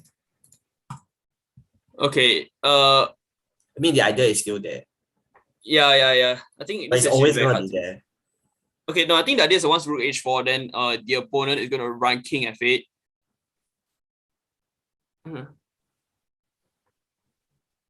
His opponent is still trying to attack the C file, attack down the C file. Okay, but he's down to his last 13 seconds. That is just so. Never mind. Sakshi has unlocked his what Super Saiyan mode. Increment Super Saiyan mode. Yeah. Hell? Okay. Oh no, because idea is Queen G8 actually. This is the idea. Yeah, perfectly fine. Okay. Fair enough. But now Lau is sorry. Need to stop doing that. Sakshi is forcing a defense of the G7 pawn. And Rook G8 to defend it. Now I still want to march the pawn out the board. I think that the two knights are damn stupid over there. Yeah, okay. Like this B3 knight, for example, right? Probably needs to try and activate itself. But how do you activate it? That's the question. Knight D2, knight F3 though. Yeah, but where's the future? There's no point. Oh, I know already. Knight D2, knight F1, knight G3, knight F5. Yeah. That is definitely worth considering. That is worth considering. But this is so slow, right? Like 4 moves. Sakshi goes Queen H5. Yeah, I think now going back? It's just defensive piecing, I guess. Oh, Queen H6. Oh damn. How do you defend this? King F8 maybe. Yeah, King F8 probably. Then what do you do now? Your queen has to move again. No, you go to no. Actually, yeah. You probably have to retreat. Yeah, okay, I know already. Queen F8, right? Queen D2 and you infiltrate on A5. Nah, it's very hard because the rook here. Yeah, Sashi retreats the queen. What's happened here? Renzi has lost the second pawn. I mean, he's got the pawn back, so. Wait, isn't he? Wait. Material's equal. Yeah, now it's equal. Material's equal. Wow. And now the A pawn does basically has no defense. So rook A5 just wins that pawn for sure. But how hard are you willing to commit to winning that pawn? Not sure. Actually Renzi might have winning chances here. But even if he doesn't, the fact that he put up such a strong fight against a title player. 3-day master. Okay, just trade. Rook G2. Yeah, rook G2 I like a lot. But at the same time, I just felt that maybe it should have tried that. Okay, but things that the king is more active, so maybe this will become a factor. Who knows? Both players are down to the last minute. Oh my god, his opponents also don't have a lot of time left. Yeah, okay, wait, what's going on? So now Sakshi's lost the G6 pawn. He's going after the bishop. Okay. Yeah, he's helped in here. Okay, so it's found a way to repurpose the knights. Oh, but the knights come to C5. It's kind of. Oh yeah. Now you can come to C5. Yes. The knights come to C5. Yeah, exactly. Now knight C5. You're threatening Queen D7. Mortal game. Oh, what? Knight B4. F5. Let's take. Take on G7. You gotta play for the win. No, cannot. Cause Queen E4 check. Right. Okay. So she trades. Okay. Now you can play. Oh, take the pawn. Okay. Oh, he's gonna lose. Wait, this is just wait. What the hell is going on? I'm so confused.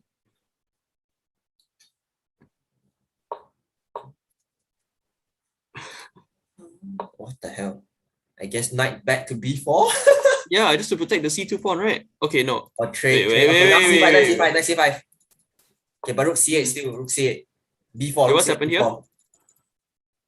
Oh my god, why are we doing this? Oh no, I think Renjie is like. No, I think it's blown this. I think it's blown it. Yeah, I think so. Yeah, such a pity. Yeah, that's game over. Yeah, he resigns. Such a missed opportunity. I feel that actually, if he just remained on this side of the board, right? If he just stayed here, right, I really don't see any way for. Wait, how did the E pawn disappear? Oh, he got greedy. He thought that no lah. I felt that rook G2 is a good practical choice, but here I felt that you just push the pawns. Actually, no, you can't do that because the bishop is eyeing them. Right. But the point is that really okay, right, king E4 play. Okay, king G4. No, actually, maybe like looking at this, right, probably the wrong decision was to trade in the first place. That's it. You need to analyze this in the. Yeah, we probably need to analyze this, but I think the idea is that it was wrong to trade off straight away. What's happening here? What on earth is going on between these two? The knight is kind of trapped. No, but not exactly. Knight has to take on A4. Or maybe the rook can come down and save it, yeah. But both players are down to less than 10 seconds. Yeah, this is. I mean, at this point you have to take, right? This thing you have to take. No, yeah. I think there's no reason to not take. Yeah. But only black has winning chances. Okay, so you refuse to take. Check. And now the opponent is gonna make Sakshi suffer. The rook is gonna get traded off. Oh dear. This falls. Let's go King C2, but King C2 D3. Right. Yeah.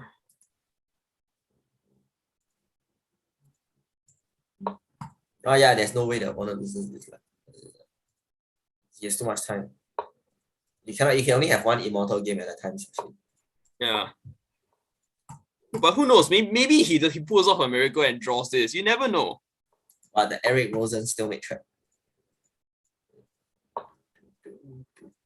You can't even fork this because your opponent has a knight left.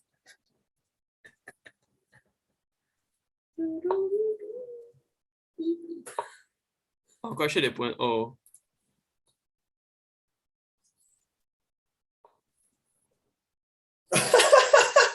He's trying to push the H pawn. Yeah, B3 is coming. Knight F3. Somehow fork out the G pawn.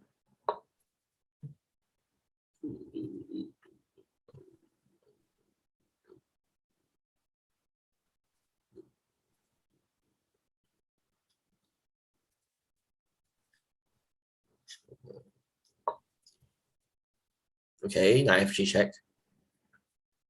Knight B3 check.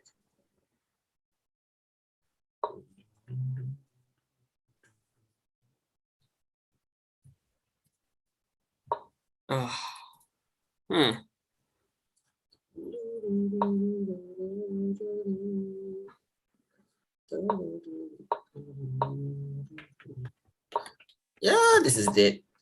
You can't even steal it because you have a knight and a pawn. Oh wow, it's checkmate already.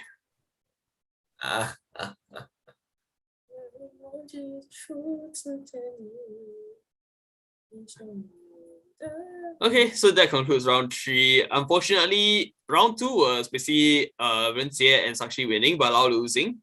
And then round 3 was Lao winning, but then Sakshi and Ren Jie losing. Opposite. So all of them are on 2 points. So consistent. Yeah.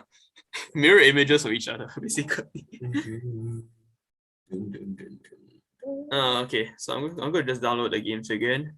We'll just take a quick look through them.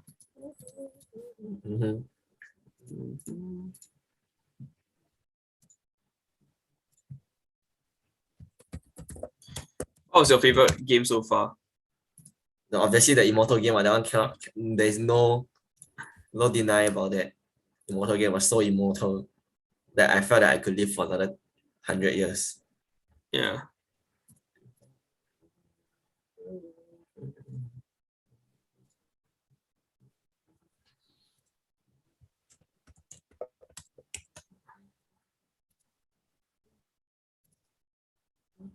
Why we never do Funny this how everyone's system? still on 2 points. Why you never do this system for SP Open? Because SP Open, the games are already on Lichess. Oh yeah. Idea, huh?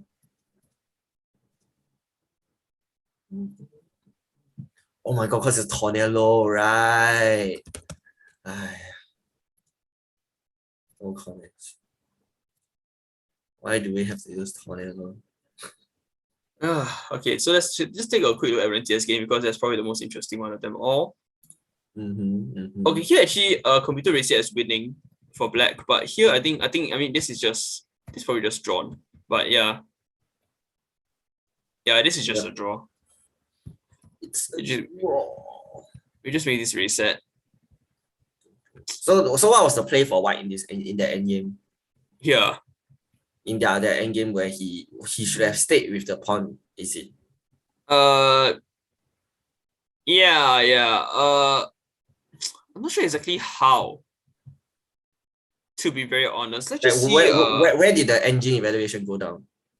Okay, so no, it went after the rook trade. But basically, the point is that I think right, what the computer wanted was to basically go rook h2, check here, and basically get behind the pawn. If I'm not wrong, is eventually, yeah.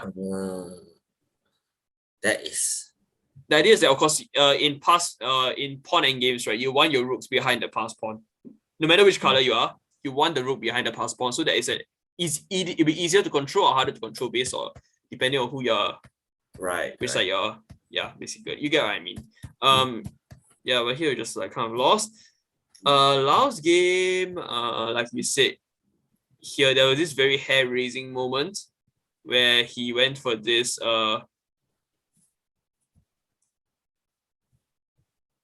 yeah. Queen b6 check. Right. That was the one chance, and then his opponent messed up the pawn endgame. So I'll take a look at the pairings later, but he takes f5. He takes f5. No, actually, the opponent just blundered the pawn endgame. Okay, what were the round 3 pair? What are the round 4 pairings? Rather, sorry. Lau on board 18 against a WCM. So basically, everyone will have met a title player already. Rinjie is on board 22 and Sakshi is on board 32. He's playing Isin. Why do we have a player that is okay, now I'm very lazy to make that joke.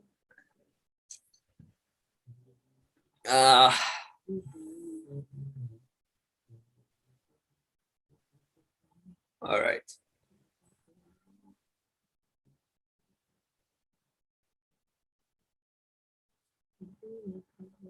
Oh, okay.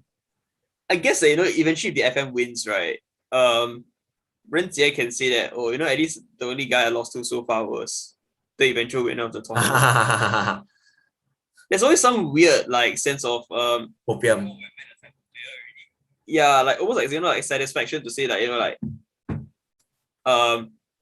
know what? At least I didn't lose to some random guy. I lost to an IM, that sort of thing. It contextualizes everything. I wouldn't say it makes you feel better, but it does contextualize everything. Let's take a quick look at Sakshi's game. Actually, a quick look at his previous game. Yeah, this is okay. Was there any way forward? There was. G6 is clearly winning. Yeah, I think it's your move, right? Knight D2. Ooh. What did he play? He played this, and it's not wrong. It's just that his opponent has a defense. Here the computer just likes black already. Which is weird because we just thought that white was winning or close to winning the whole time. And here now. Yeah, wait, here is just a draw. What's going on? Wait.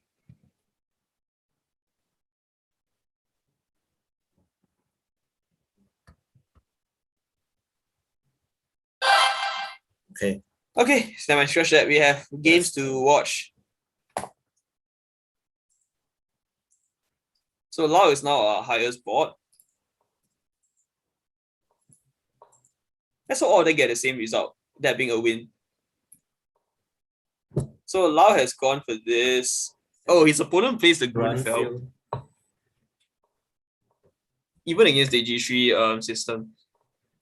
So it's basically he has to play into the he has to play into the something similar, basically. Even though he wanted to go for a Catalan, this would have been Fianchetto variation against the Catalan. And now basically black has ideas of playing 97, C5, just basically hitting the pawn center as much as possible. It's a favorite of Kasparov's and Peter's Villa. Yeah, that's why Lau likes to go with the knight here to prevent any sort of weird bishop G4 pins. If Spider-Man plays chess, what opening will he play? Yeah, very good question. I'm not sure. So Rinjie goes for his semi-Slav. Yeah, and so far it's up to theory.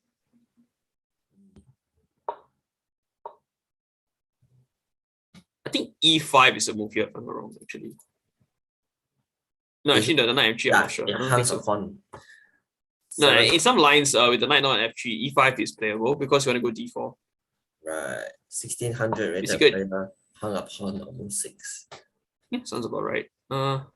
Sakshi is the same old story, right? Isn't it? It's the same story. Knight H7, F5. No, you forgot the King H8, F5. No, but he didn't do that in any of the previous games. But he always does that in all the other games. Right. Yeah. So, but he just didn't do that today. Today he just said, you know what? The F1 is gonna run. I don't care. But if you're gonna play the F5 or F4, right? Why even put the knight on the F4 in the first place, blocking the pawn? It's just a King's Indian thing. Right, but in King's Indian, you usually put the knight on E8. No, yeah, actually, where did he go? No, he went E7 because he wants to support, I believe this. It's very interesting. Or he believes that the knight will eventually come here. I'm not sure. What's happened here? Opponent probably knows the theory.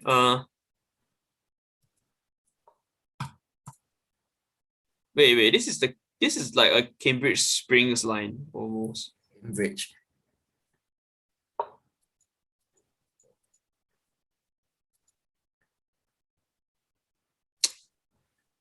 I can't say I know the theory for this line super well, but yeah. A lot of just allowing this to happen, which I guess makes sense. The knight will be quite happy there. It's early days, lah. It's early days.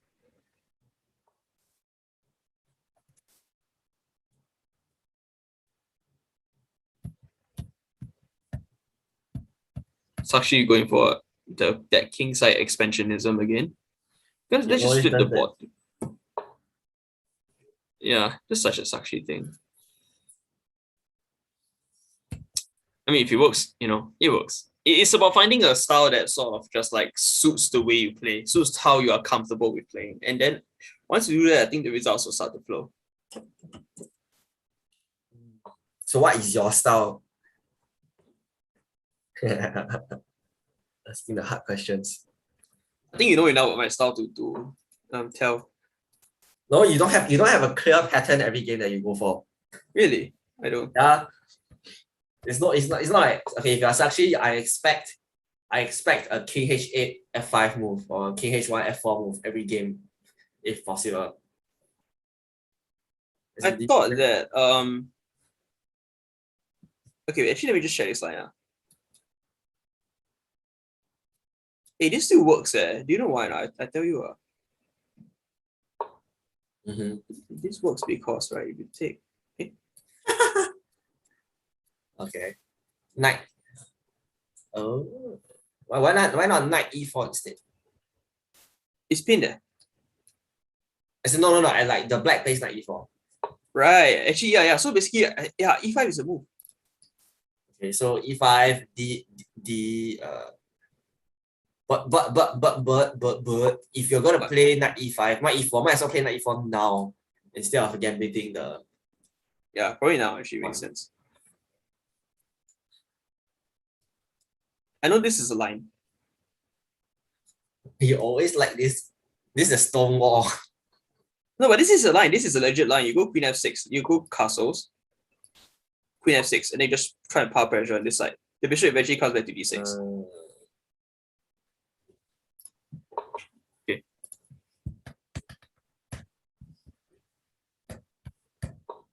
Yeah, e5. Very classical. Why you just randomly played h4?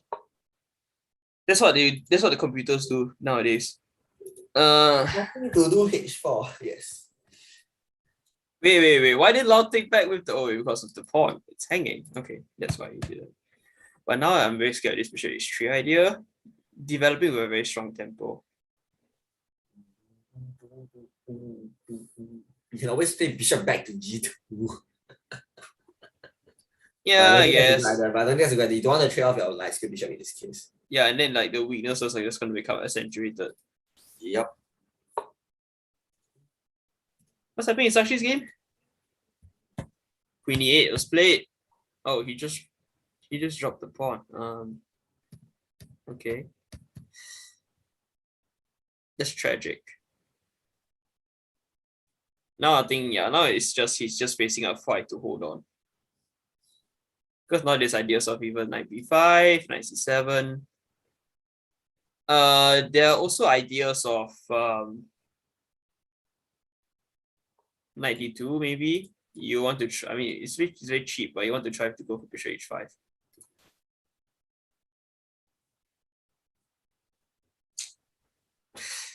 Tough game.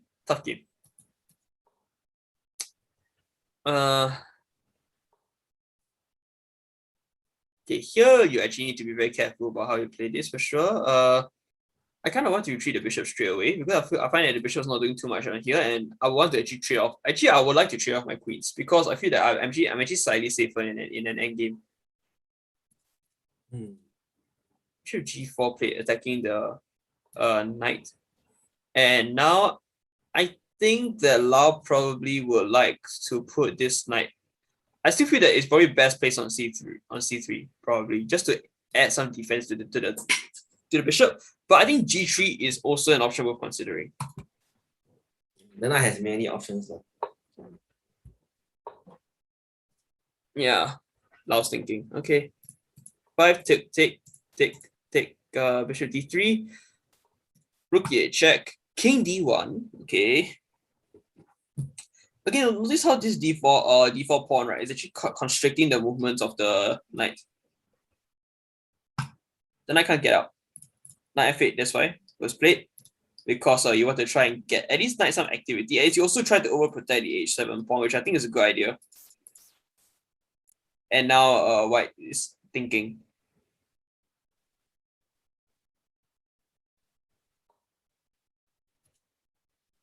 White play knight f3. Now if I'm black, I'm just like, okay, bishop g4. That's my chance. Bishop g4. Just to pin the knight. Yeah. Prevent h5 as well. Because I have no doubt that knight g5 is an idea. Yeah, bishop g4 Oh play. Okay. All planned. Sakshi is just she's now just in quite a bit of pain here. Can one. You just need to go down a bit more on time, then he can recover already. Okay, so now bishop h6 targeted the f4 pawn. But now Lau went for this, and now he's just gonna lose. Oh, okay. He's setting up a sneaky.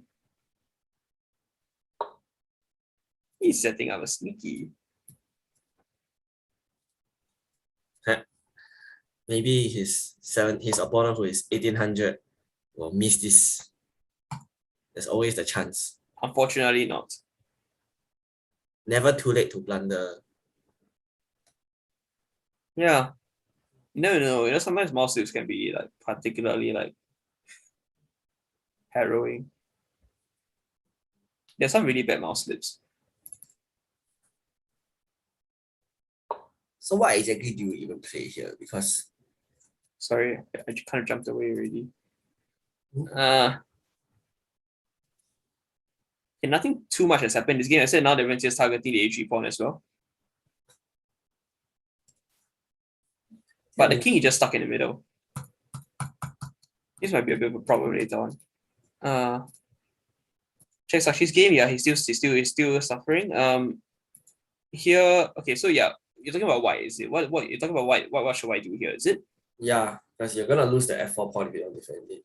No, here's the thing. If I'm gonna lose a pawn, right, I'm gonna lose it in a style that benefits me, and that's why I'm very much in favor of a move like f5. Right. Blast open the king side. Exactly. The only issue is that I'm afraid that if black has something like for okay, wait. Or something happened.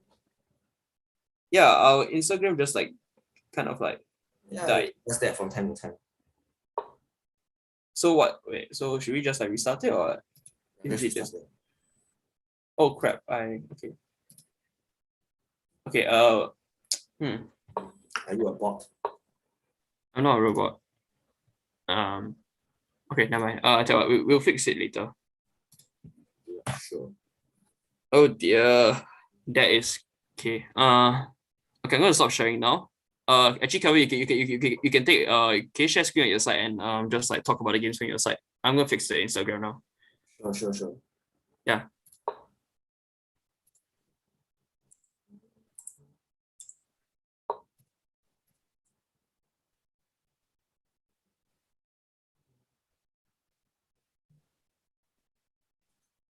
So this is I need to flip this. Okay.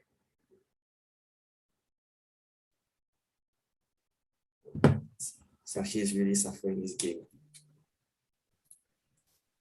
I don't know what to do. Okay. Yep. Lau was given a check and he was forced to. Oh my goodness. Lau is in kind of deep shit. He has to defend. Oh, Lau played f5. Lau played your move, but f5 came with problems. Oh right, okay. I think maybe my move was problematic in the first place. Because now he's basically a few moves he might get checkmated soon.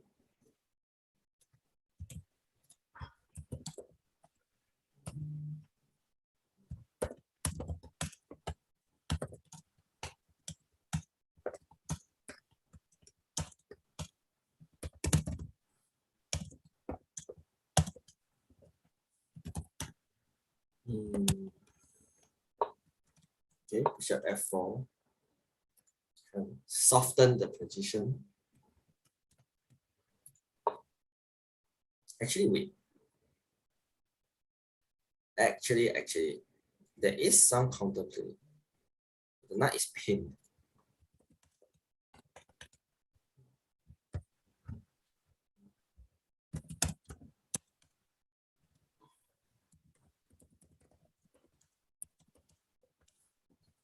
There's really nothing good to play here.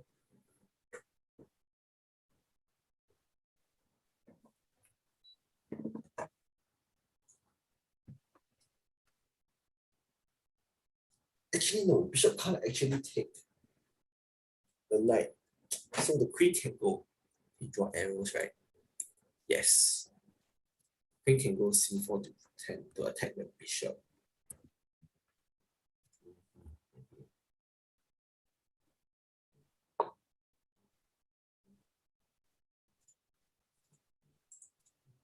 Oh, white resigned. Oh, 人家 won. Oh, that's nice.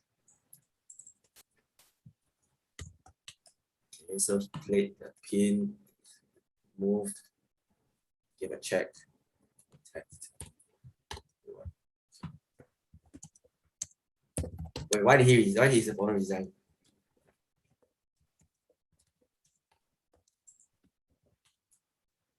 Hey, why did his opponent resign? What the heck? Oh, because he's gonna lose. He's gonna lose a. Okay. Okay, he just hung a piece and then resign. Okay, that's very weird. Sakshi against BC.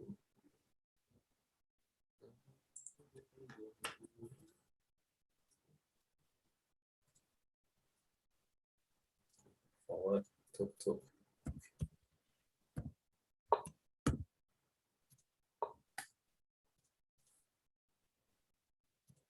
He's gonna make progress here.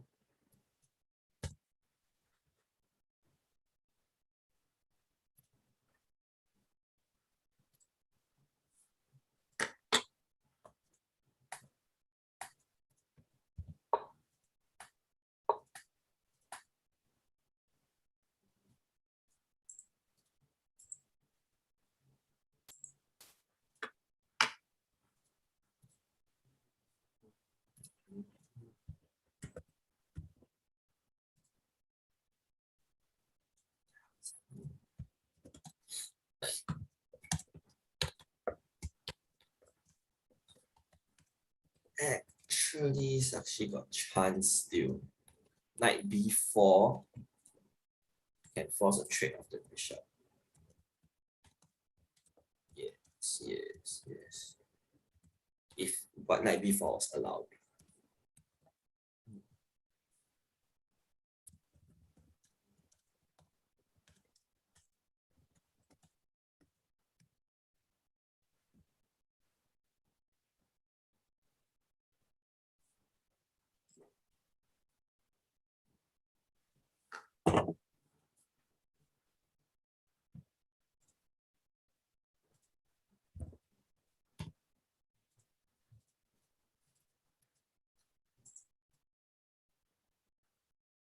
No moves has been made. Oh, never mind. A move has been made. Queen d3. Oh, opponent needs to play king h7.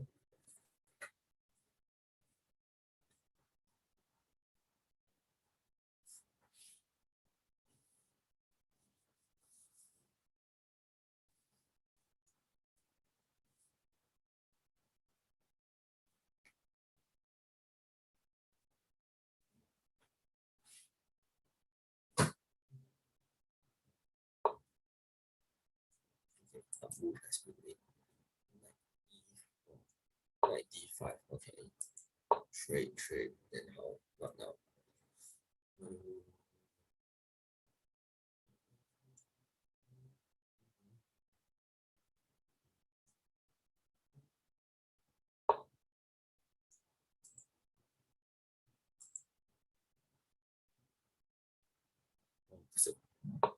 That's a good.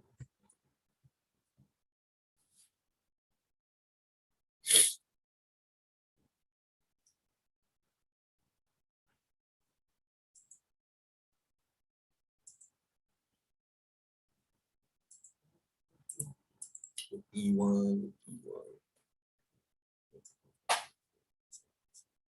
Okay. Kick queen out. It's also very interesting.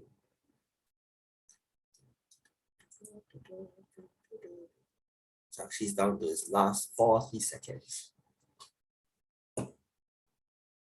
Really thinking.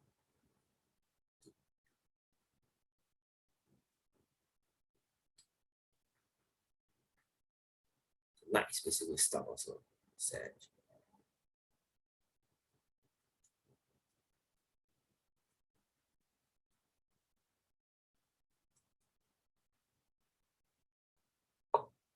Ooh, F3. Some counter play.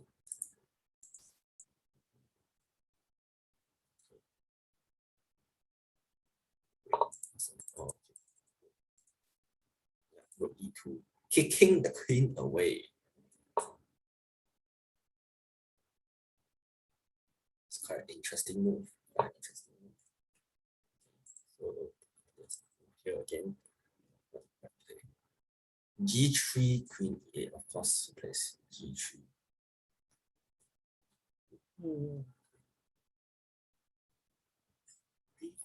Let's create a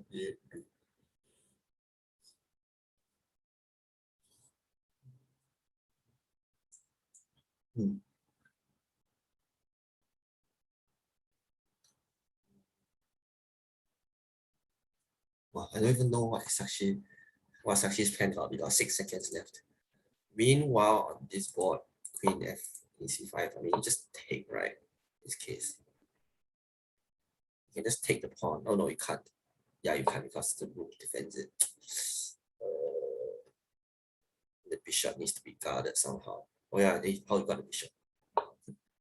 Rook D1, no? D1, D1. Yeah. That's unfortunate. D1 to guard the bishop. Okay, so take, queen C6.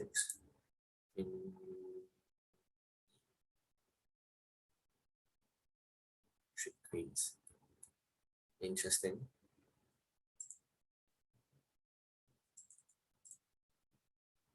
Now has to play rook D1 here, right? What other options does he have? Okay, has he played queen F6, queen? How is Sakshi defending this? Okay, you can take, win the pawn. Yes, that's an idea. Or take the queen, take the pawn. Oh yeah, they can't win the pawn. See that doesn't work. 3 minutes left for his opponent. 9 seconds left for Sakshi. Oh, now it's not this. Last 10 seconds. There's only really one move here, right? What else can he be thinking of?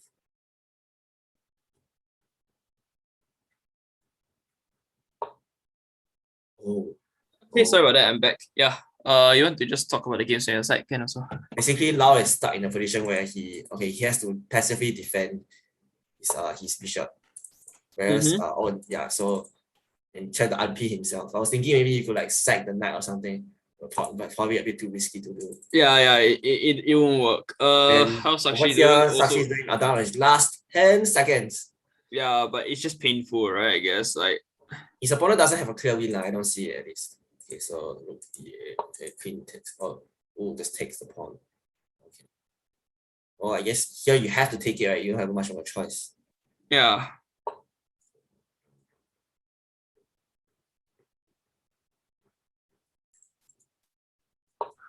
Queen. Okay, yeah.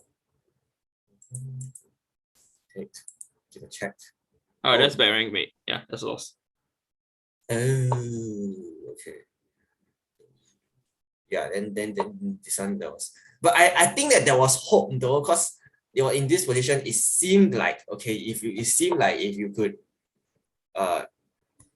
could play something like this, then if the bishop takes, you take. No, but you can't. It doesn't work. You have anything. if no wait. Sorry. Calvin, if anything, you want to try knight takes f5, right? Okay. What I need to see is that after bishop takes, right, for example, right? Rook g6. That is the only thing I can consider that might even potentially work. But even then, I don't think so. Then you have a perpetual, don't you? No, because the issue is that king h7. That's the issue. h7, king h7, and bishop. Oh, cannot. Yeah. Okay.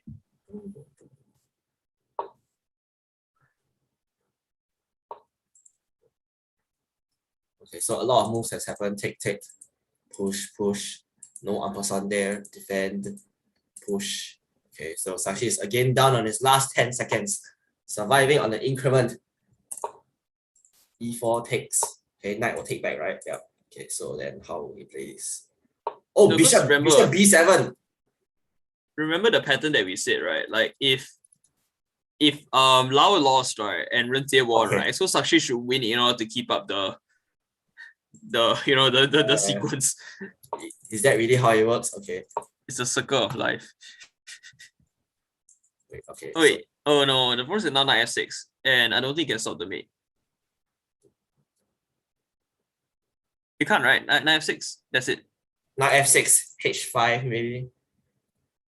No, then oh yeah, actually no. Okay. Wait. So what am I doing? The rook is hanging. Okay. Oh yeah, what the heck? Yeah. Sorry. I'm high. Sorry. I was thinking that bishop b7 was a move. Okay, wait, so all white needs to resolve the problem. Where to put the damn rook? Chooses e8. Bishop d7.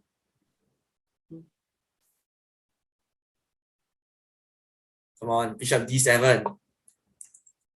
No. Okay. What is going on? Okay, but to be fair, okay, Sakshi has every chance. This is like his immortal game again. Sakshi is such a fun character to watch. Yeah, it's just really fun watching his games because like you never know what is going to happen in the last few seconds. That's right. Okay, yeah. Knight d6. Now you check. Okay, then king up. Now you try bishop. No, actually wait, the bishop. Oh no, the bishop's you're gonna lose the bishop. Yeah.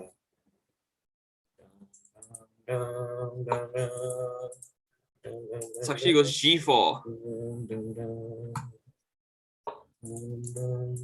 Opponent just took. Yeah, actually I didn't get the point of that move. G5. To be honest, Sakshi just go h5. You just I want to see Sakshi pull sack some pawns. Oh no, Sakshi going for the sneaky. He's going for the sneaky. Oh wait, bishop c6. Okay, f3. Knight, rook c2. Okay, then. Oh wait, rook h1 is mate. What? Oh my god, he did it again.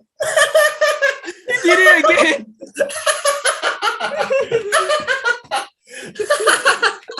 No way. Oh no. Wait, why not just play it?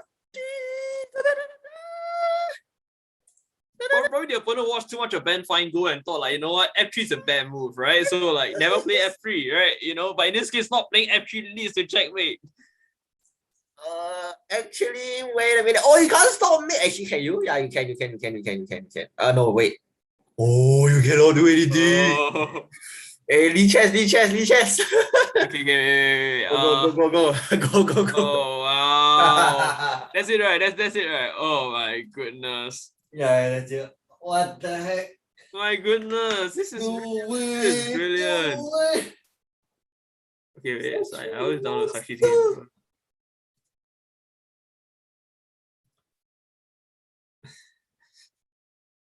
It's not 3 out of 4. That's amazing, eh?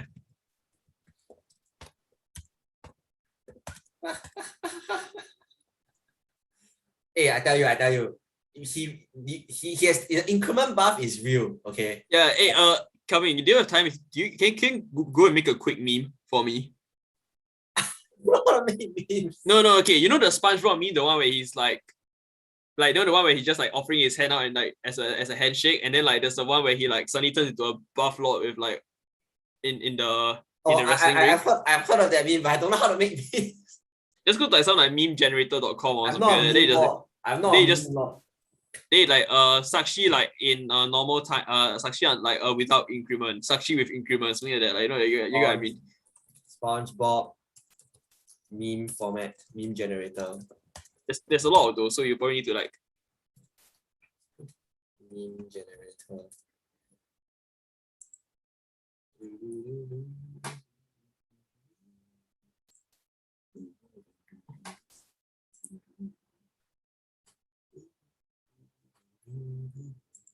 So again, here's the thing, we kept the pattern, you know.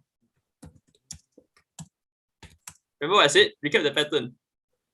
Yes. Wait. Let me try to figure out how to make memes.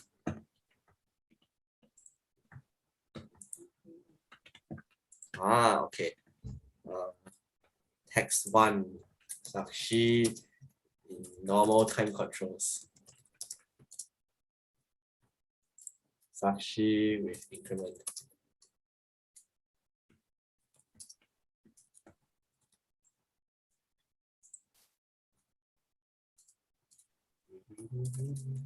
Oh, okay. Let's take a quick look at is it Rentiers game or wait, oh, I shifted the games around. Oops, my bad. When I take a look at Sakshi's game, right? All the opponent had to do was not go King H3. Why is so sad? Yeah, I did it. It was not as hard as I thought. Yeah, see? The meme name is called Weak versus Strong SpongeBob. Yeah, F3, and it will still be winning for white. F3 is no, it's not winning, but it's more like you don't lose. Oh, okay, yeah, fair enough. So what happened to his opponent? The opponent's winning here. That's the thing. It's winning. It's winning. It's winning. Oh, Sakshi responded. Yeah. How did you mind control your opponent? Yeah, I'm going to stop sharing for now. I want to share something on the chat. Do you mind control your opponent to not play F3?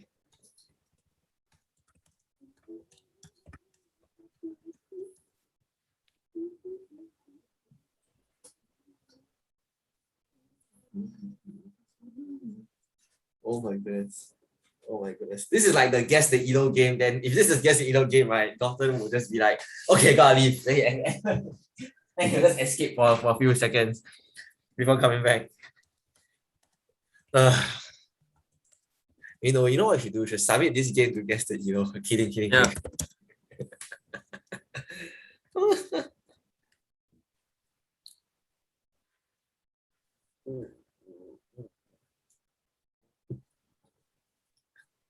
What rating was his opponent?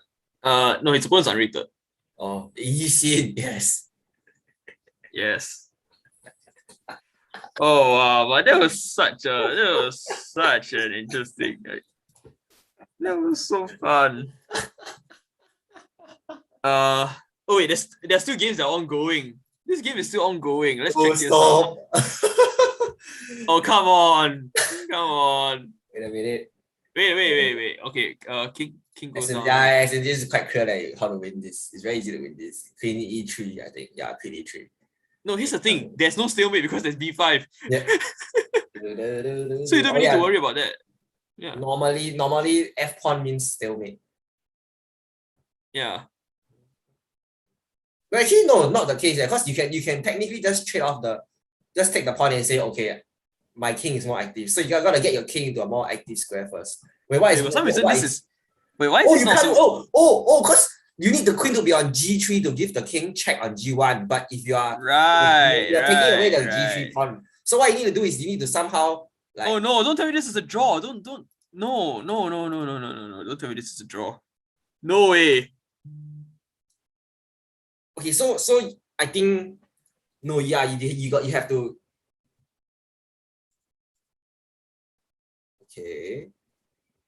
Okay, so he's going for the promotion, yeah.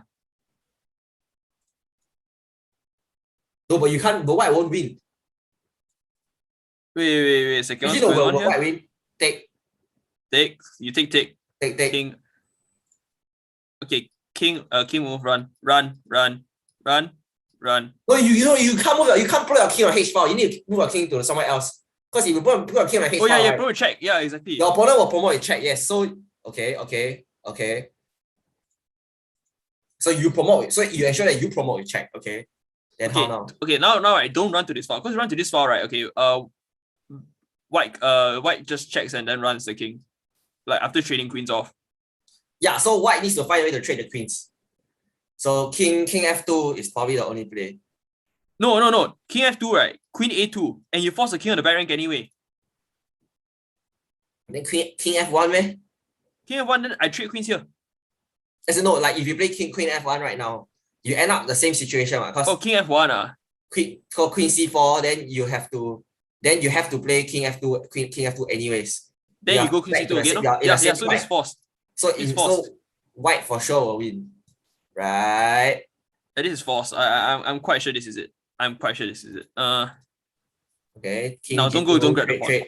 Okay, trade, and then run. And now you run. 4. Yeah, back resigned. Oh my goodness. Oh my goodness. Yeah. Thanks. Oh my goodness. Holy shit. We should just these are the kind of games that you're here for. So Saki is like just obey the order. That's it, right? There's no more ongoing games, right? Yeah. Okay, so is it lunch or what? No, there's still one more round. Okay. But this like tournament has just been so like enthralling, you know, like you just don't want it to stop because it's like, yeah. I want it to stop using tornado. Okay, Sakshi is 3 out of 4. 3 out of 4. Now it's 2 out of 4. Okay.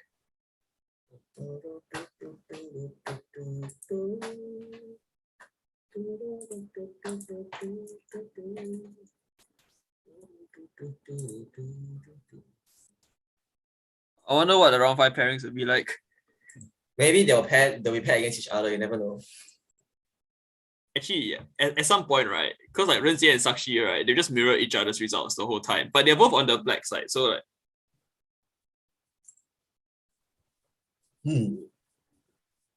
Oh, okay. So we've been informed by Renjie that actually Po Yutian, right? Okay, like who is the white player in this is actually like he's rated 2081 actually. So don't look at this 1670. He's actually 2081.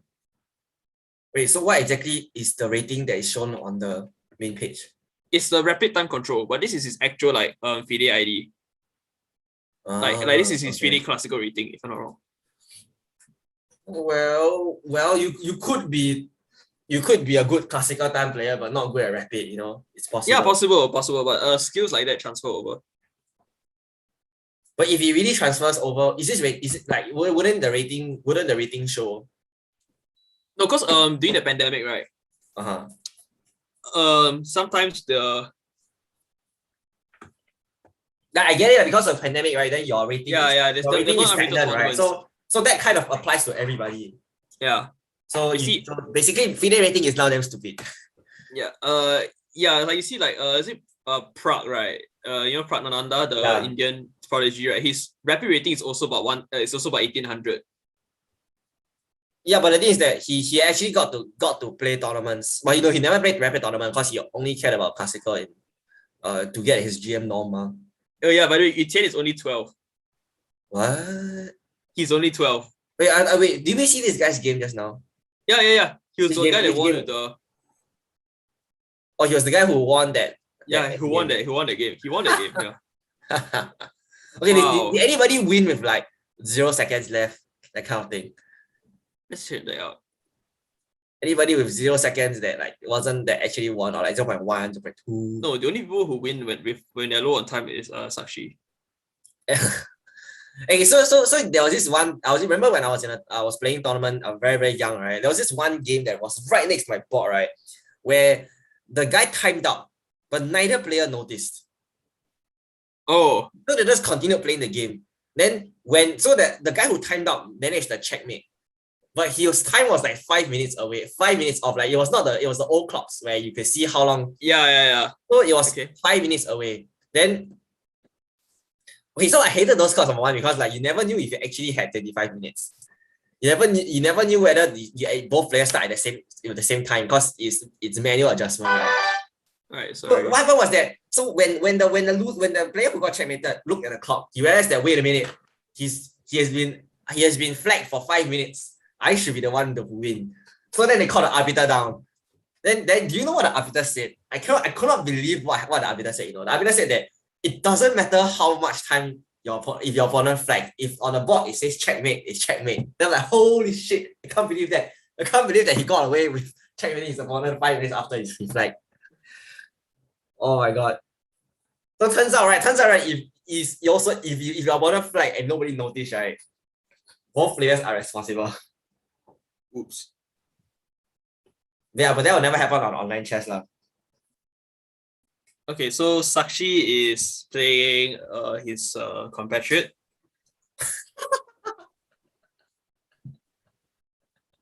Renjie is playing this guy. Not his compatriot. Yeah. Lau is also not playing his compatriot. Wait, is it the same guy? No man. Is it this guy? Is this the same name? I'm not sure.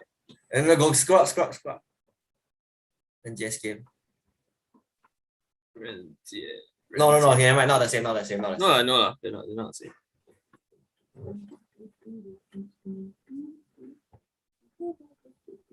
No, eh? Oh. Okay, we still have a bit of time. I wanted to say, like, why do all the names look the same? It's so hard to actually differentiate the names. No, actually you can tell. So actually this game against between the IM and Etienne will be interesting to watch. Wait, is there any? Do you have undefeated players? Actually the standings? Yeah, standings.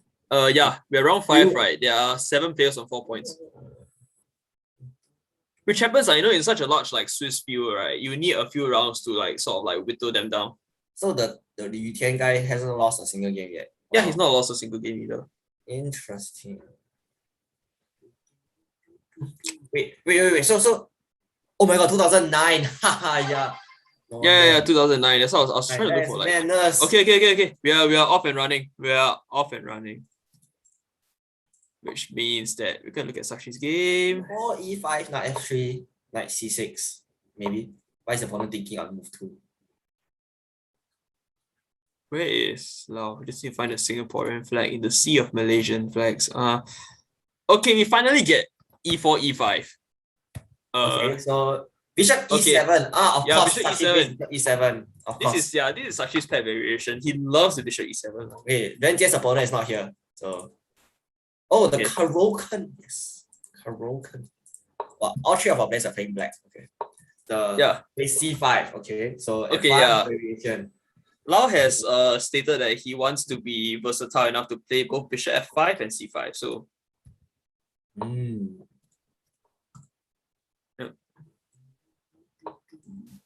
now he just gets in his words a very good French. Bishop E3 is not correct, right? The opponent played Bishop E3. I think this is fine. I think it's just go Queen B6 immediately, no way.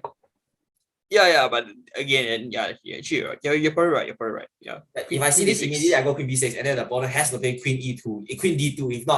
If not, the bishop loses. Damn stupid back on C1. Your game isn't progressing. Okay, yeah.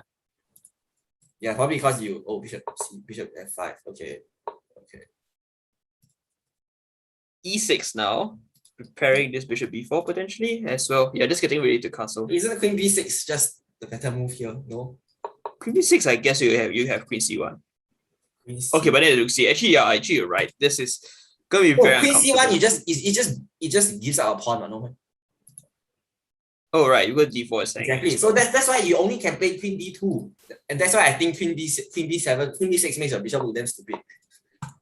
Okay, so okay, but now Lau, I think he missed this. I think he missed this. But you're right. Knowing when to go Queen B6 or Queen A5 in the Caro-Kann is very important. If the bishop is on E3, just go Queen B6. Because the bishop can only go E3. That's why in the Caro-Kann as an advance, right, your bishop is never you don't want to develop a bishop that early. If not, you are stuck in this position where okay, maybe you say that it's a poison pawn. What's H5? Yeah, H5 just like this bishop will live for quite a while, unless you go bishop D3. It's very interesting. Okay, let's just see what. So Ren's game has progressed. Wait. My man played E3. Oh, this is the Nimzo Larsen. No, but even in the Nimzo Larsen, you should go for B3 first, right? And then I don't like this setup. As in, it's basically the same thing if you play the first 3 moves correctly. It's just how your opponent reacts to it. Like nobody, if people play E3, I mean, but actually, I would say it's almost the same thing. Like it's just a different move order.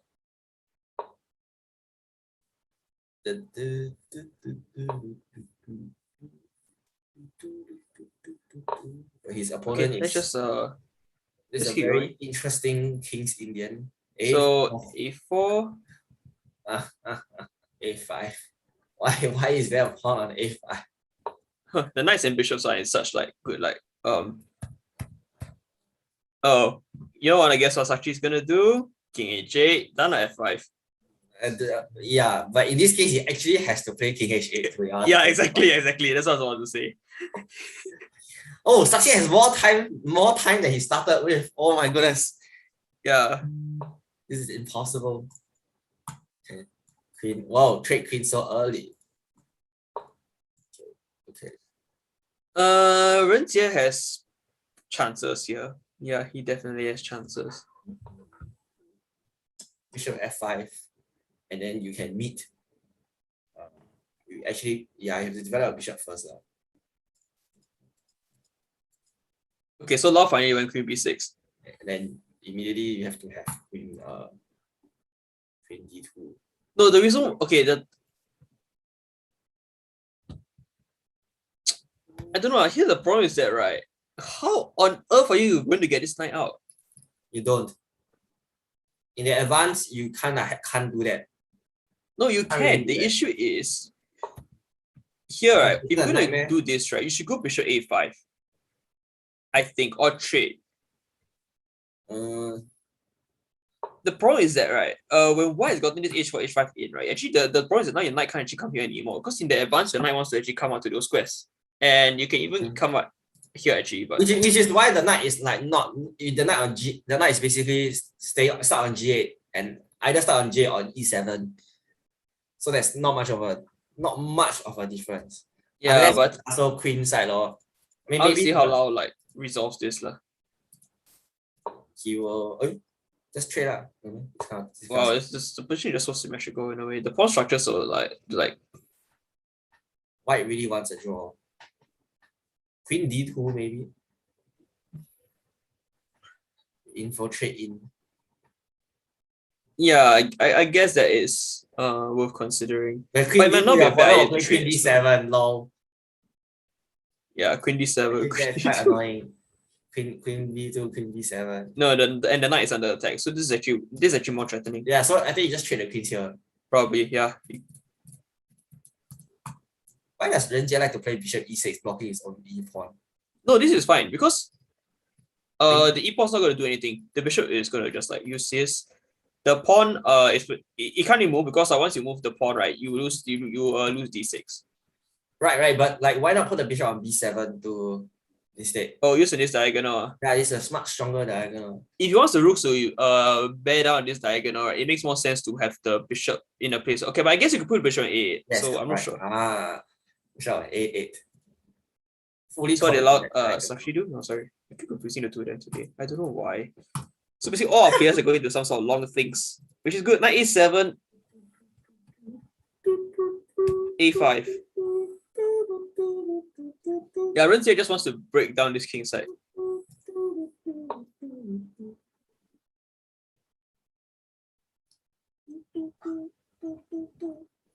Be interesting to see what happens. Probably maybe he will play something to prevent a4. Oh, never mind, he plays a4. No, the opponent is went for it. But the thing is that, I mean, Ren Jie is just totally safe. Whereas I can't really say the same, I guess. It's at least a bit more contentious.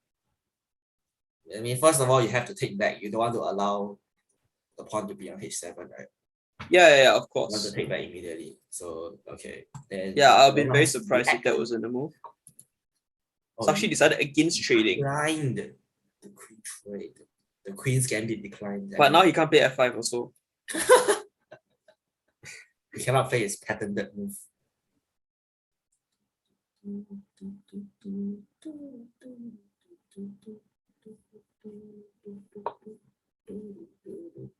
Okay, but the knight on e7 is kind of doing nothing.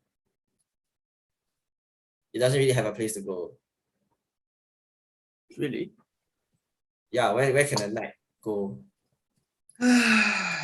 Yeah. I mean, you can, bishop h7, knight g6, knight g4. But then the bishop looks dumb. Actually, the bishop is kind of dumb. Actually, no, I'm not gonna lie. I think that's actually why Sakshi declined the trade, because he felt that if he traded off, right, his pieces are not well coordinated. As the bishop here, the knight can potentially jump into f5. What about c6, d5? Yeah, possible. You probably have to play for that at some point in time. Otherwise, you're just gonna get stifled. Yeah, I don't understand what rook c1 is about, for what it's worth. To protect the c3 pawn. But it's not under attack. It's not going to be under attack anytime soon. Okay, so now these bishops are just having a standoff. Who will capture who? But isn't it just giving up? Okay, no, that's why Ren Jie puts the question to this knight, asking, where are you going to go? You can't go anywhere because it's pinned. Yeah. And even if you do go somewhere, let's say even bishop f3, for example, take, knight g3. Really nice find. Oh, yeah, then you're screwed. Hey, yeah. That's it. Yeah. Game's over. Take, knight g3. Yeah, Ren Jie found it. Oh, no, but you can, you can't do that. You can't take the knight, right? Okay, yeah. So there is no, yeah. Right. Yikes. There's no in-between move or any fancy stuff. Jinzuk. Or the danger levels.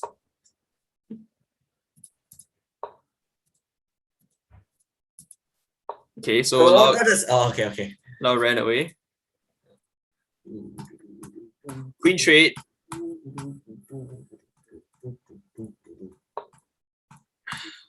Oh, but now this gosh, this e6 pawn is a huge weakness now.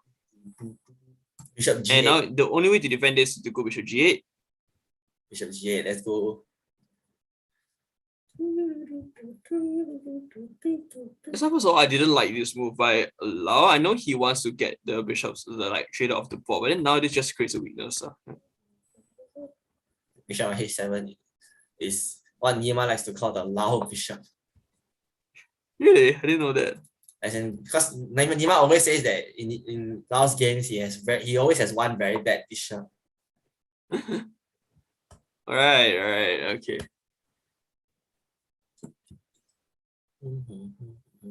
Yeah, so now the bishop is on sentry duty. Okay. So now Ren Jie is just up an exchange. I would expect him to convert this eventually.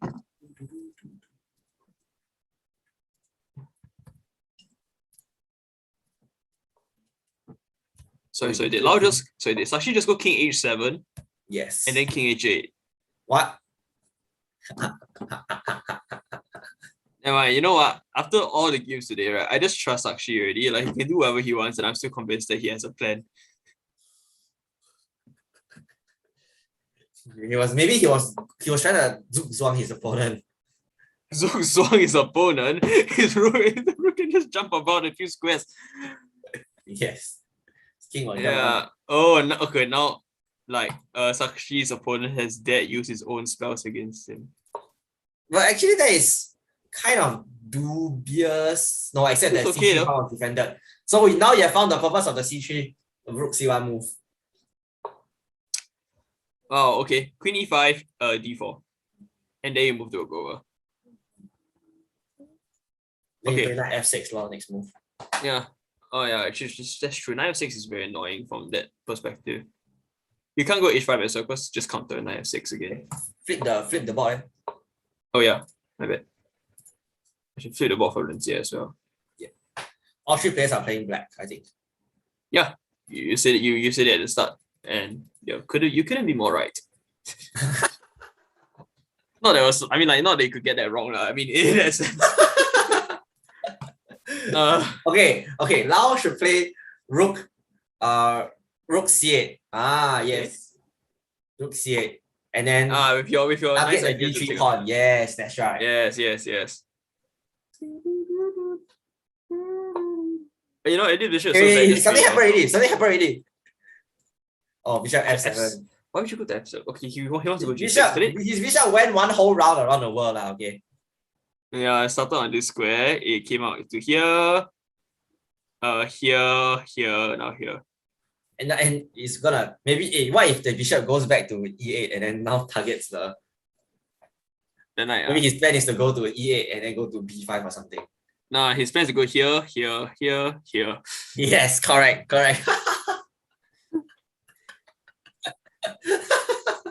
Oh, Ren Xie won already. Oh, that was fast. Wait, what? Oh, wow. What a game. Bravo. So it's 4 or 5. A very, very, very strong. Yeah, it's a very strong performance of Ren Xie. Okay, knight f6. Remember, his only loss was to the FM. Okay, Sakshi I think can hold this because this knight is just quite solid. White is probably not in time to get this advance in, but just notice how this Sakshi hasn't activated the last 10-second buff yet. Yeah.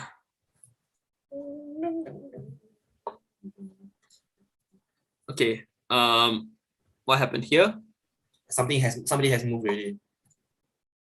Lau is down to his last 2 minutes. I thought he was really gonna go bishop. Hey, really? He's actually going for this. He's actually going for this. No, but the king now occupies the b7 square, so he can't. Oh, that's such a pity. Okay, now he wants to play knight b4. Oh, but knight is not coming to d6. Oh, please get this bishop out of my face. I don't want to see Hopefully he gets the bishop off the board. Yes, I don't want to see this bishop.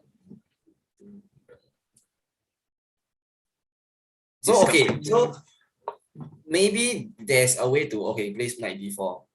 So, but he still hasn't played. Now he can't even play rook c8 because of knight d6. Yeah. But he wants to trade off I think he wants to trade off the knight, right? From the bishop with his bishop. So bishop takes d5. So probably white will play knight d6 first. Then black will probably Lau will just retreat his knight to b7 afterwards to try and get rid of this knight. Yeah, or even better, play a6 first. Destroy the retreat. Opponent's gone back, which I thought probably was best. Actually, now I just trade. No, just take. Get rid of this stupid bishop. Yes! Oh my god, the bishop has served its purpose. Yeah, but now this knight is dead. Okay, so what you can do, right, is that you can first you can trade off the word. Sorry. First you trade off the rooks on the C file, so that you gain control of the C file. Okay, sorry, this game right again? Yeah, you probably exactly. That's what. Gain control of the C file. Unless your opponent either has to move the bishop away, giving up the B pawn, or give up the C file. So just give me a while. I'm just going to activate my. Okay. I will. I want to see. I want you to see the YouTube comments. Okay, so they traded off the rook on C8, and then the knight went back to D2 to further defend the B3 pawn.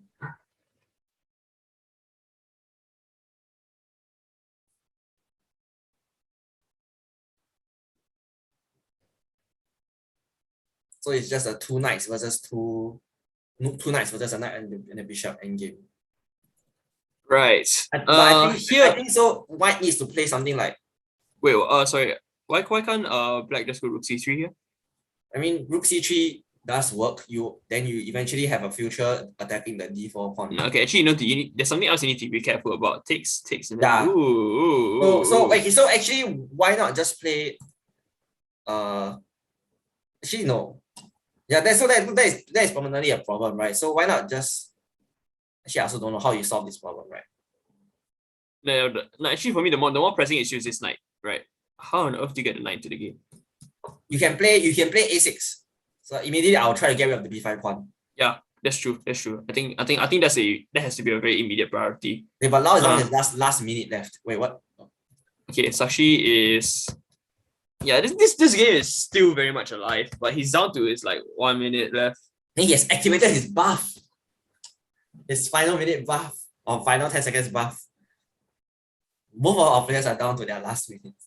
Yeah, this is going to be a very, very it's going to be very hard to follow these two games. Okay, so what did he play? What did Lau play? Or King? Okay, so he wants to activate the knight that way. But what exactly can the knight do after b7 though? Okay, so pawn. That will just take, right? Actually, no, you can't. You kind of have to take though. Yeah. You have to take. Kind of have to take and then play like knight d3 or something. No, knight d3 doesn't work very well. Okay, I think they made moves. Okay, yeah. Okay, but then now you don't have option taking here anymore. And I think he wants to push f5. I guess that works. White moved. Take. Okay, take back. Take back with the pawn. Okay. Okay, then now you have to be careful about that. No, actually now you can just go here. Actually, you can go h6. Yeah, exactly. And the point is that if you go back here, they just take on f6. And these two knights are a bit too far away. What if you play f5 here? F5 now. Sorry, f5 now. Check. Let's just check it. F5 now, right? Just go g5. Then now you can try a knight d3. Knight d3. I just shift over here. That's nothing, right? Yeah, and then these pawns are just gonna start rolling. Oh shit. Okay, that's not good. Okay, let's see what happens. Okay, wait. This is not that trivial though. Not the pawn. But now the knight goes where? Back to d3 probably. It's kind of dubious to do that because the knight has no future there as well. Knight infiltrate already, but cannot go anywhere. Don't have a lot of squares. Oh, g5. Oh dear. f5, g6. That is gone. Yeah. That's pretty much it. Actually, no, not that gone yet because if opponent blunders h7. Yes, correct. Please play yeah. h7. Please. Nah, bishop h5.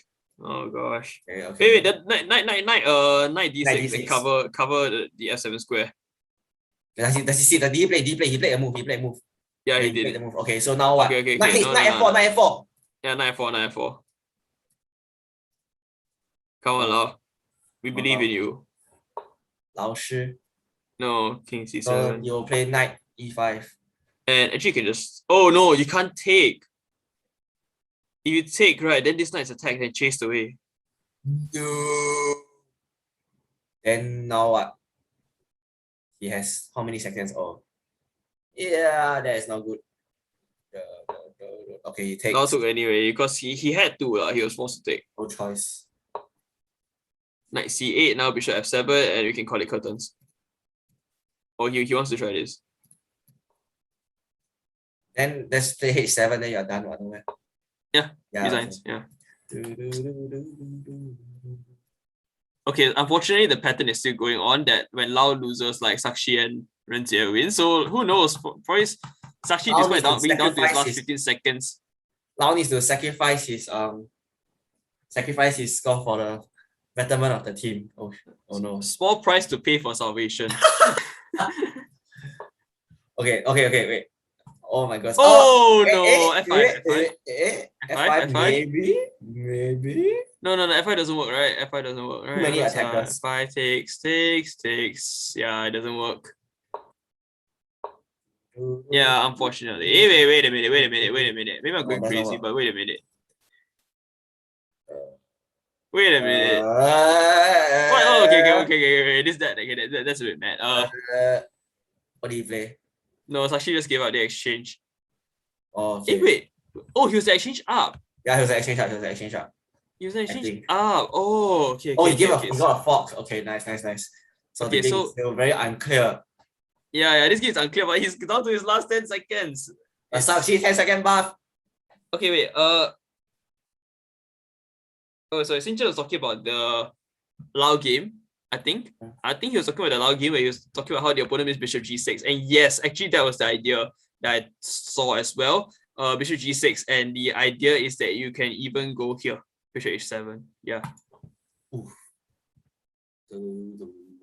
Yeah, but so the problem was that the knights were too far off to the right. The knights cannot move fast enough to return to the other side of the board. Yeah. He's down to his last 3 seconds. Oh my goodness, what did he play? I'm gonna go see on my screen. Oh, he played Queen E6. Protecting this pawn. Why did he have to protect that pawn though? No, because you want to target before. Right. You know, you don't want to just keep trading off pawns. Okay, that's true. Wait, is material equal? Yes, material is equal. Okay, next move. I think somebody made a move. Okay. Another move. E7. Oh, okay, hitting the pawn again. And how do you defend it? I don't see a way. The immortal game strikes again. My goodness, Sakshi is a legend of increment.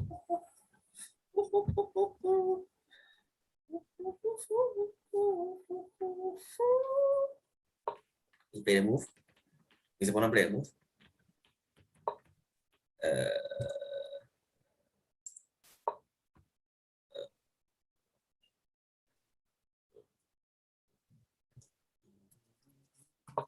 Okay, that's wait, kind of a queen. Wait. Oh no. Oh no. Oh no. Oh wait, no. how did that happen? Oh no. Oh no. Oh no. Oh no. Oh, okay. no. Oh dear. I kind of like couldn't believe what I was seeing. Like, oh no. Oh dear. Okay, if he wins this, right? If he wins this, my I will eat a No. No way. No way. Rook C7. Rook C7 only defense. No, there's also Bishop G6. Okay, I don't have to eat a shoe. Oh dear, that was such a pity. Okay, so Ren Jie is actually 4 Ren Jie is our highest scoring player now. That's with insane. he had 4 out of 5, right? 3 out of 5 for Sakshi and 2 out of 5 for Lau. All in all, quite balanced, you know. We're averaging 3 out of 5. Yeah, it is quite balanced.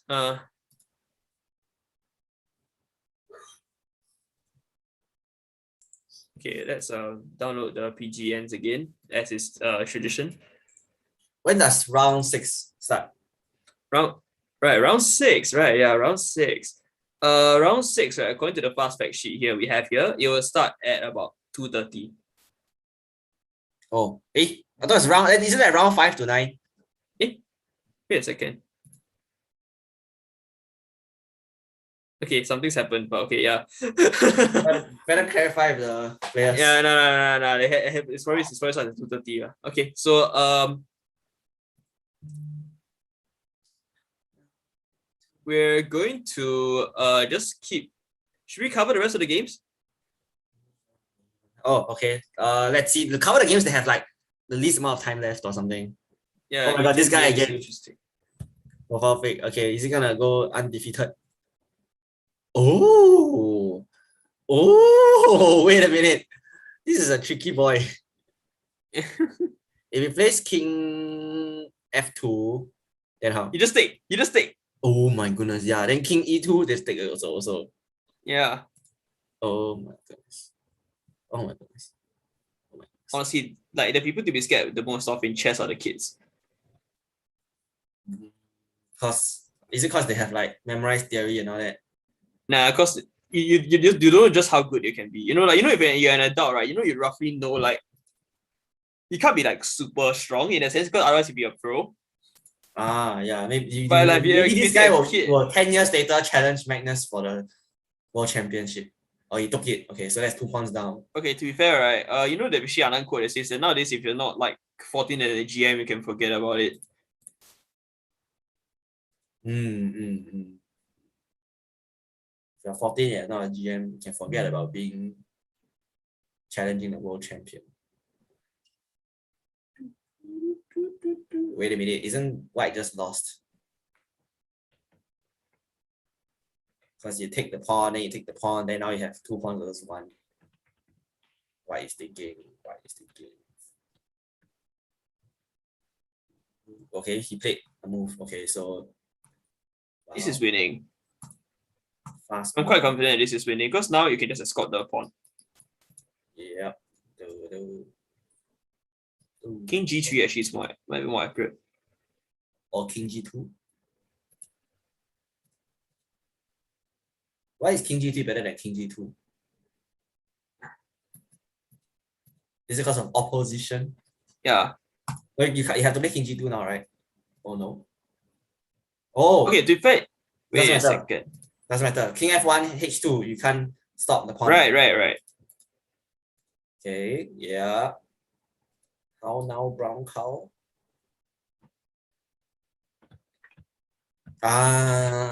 Okay. Okay, some other games. So now he's 5 out of 5. Wow, okay. 1670 player, 5 out of 5. Okay, so any other games still going on?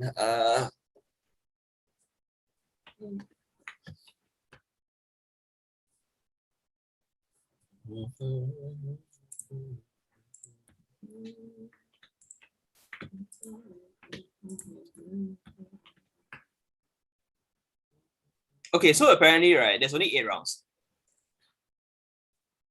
And it will not be 9 rounds, which means that only after lunch you only have 3 more games.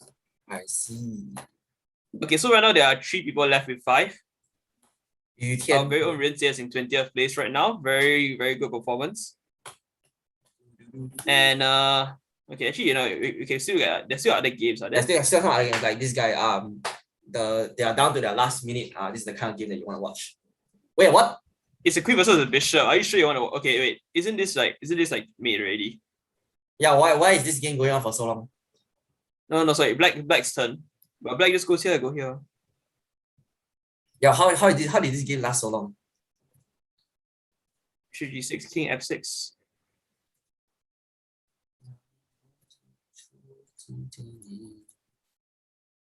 Mate. So that works. Okay, game over. So can you pre-move on Tornado? I don't think so. I don't think so. Oh my god, what is this? Okay. I never seen this kind of queen and rook versus. Okay, wait, what happened versus all? Wait a second. What was this game? What was this game? You see how all the way to stop the pawn. The pawn just like, okay, here I go. Wait, why didn't the white king go and escort? Okay, never mind. Okay. So now what's the deal here?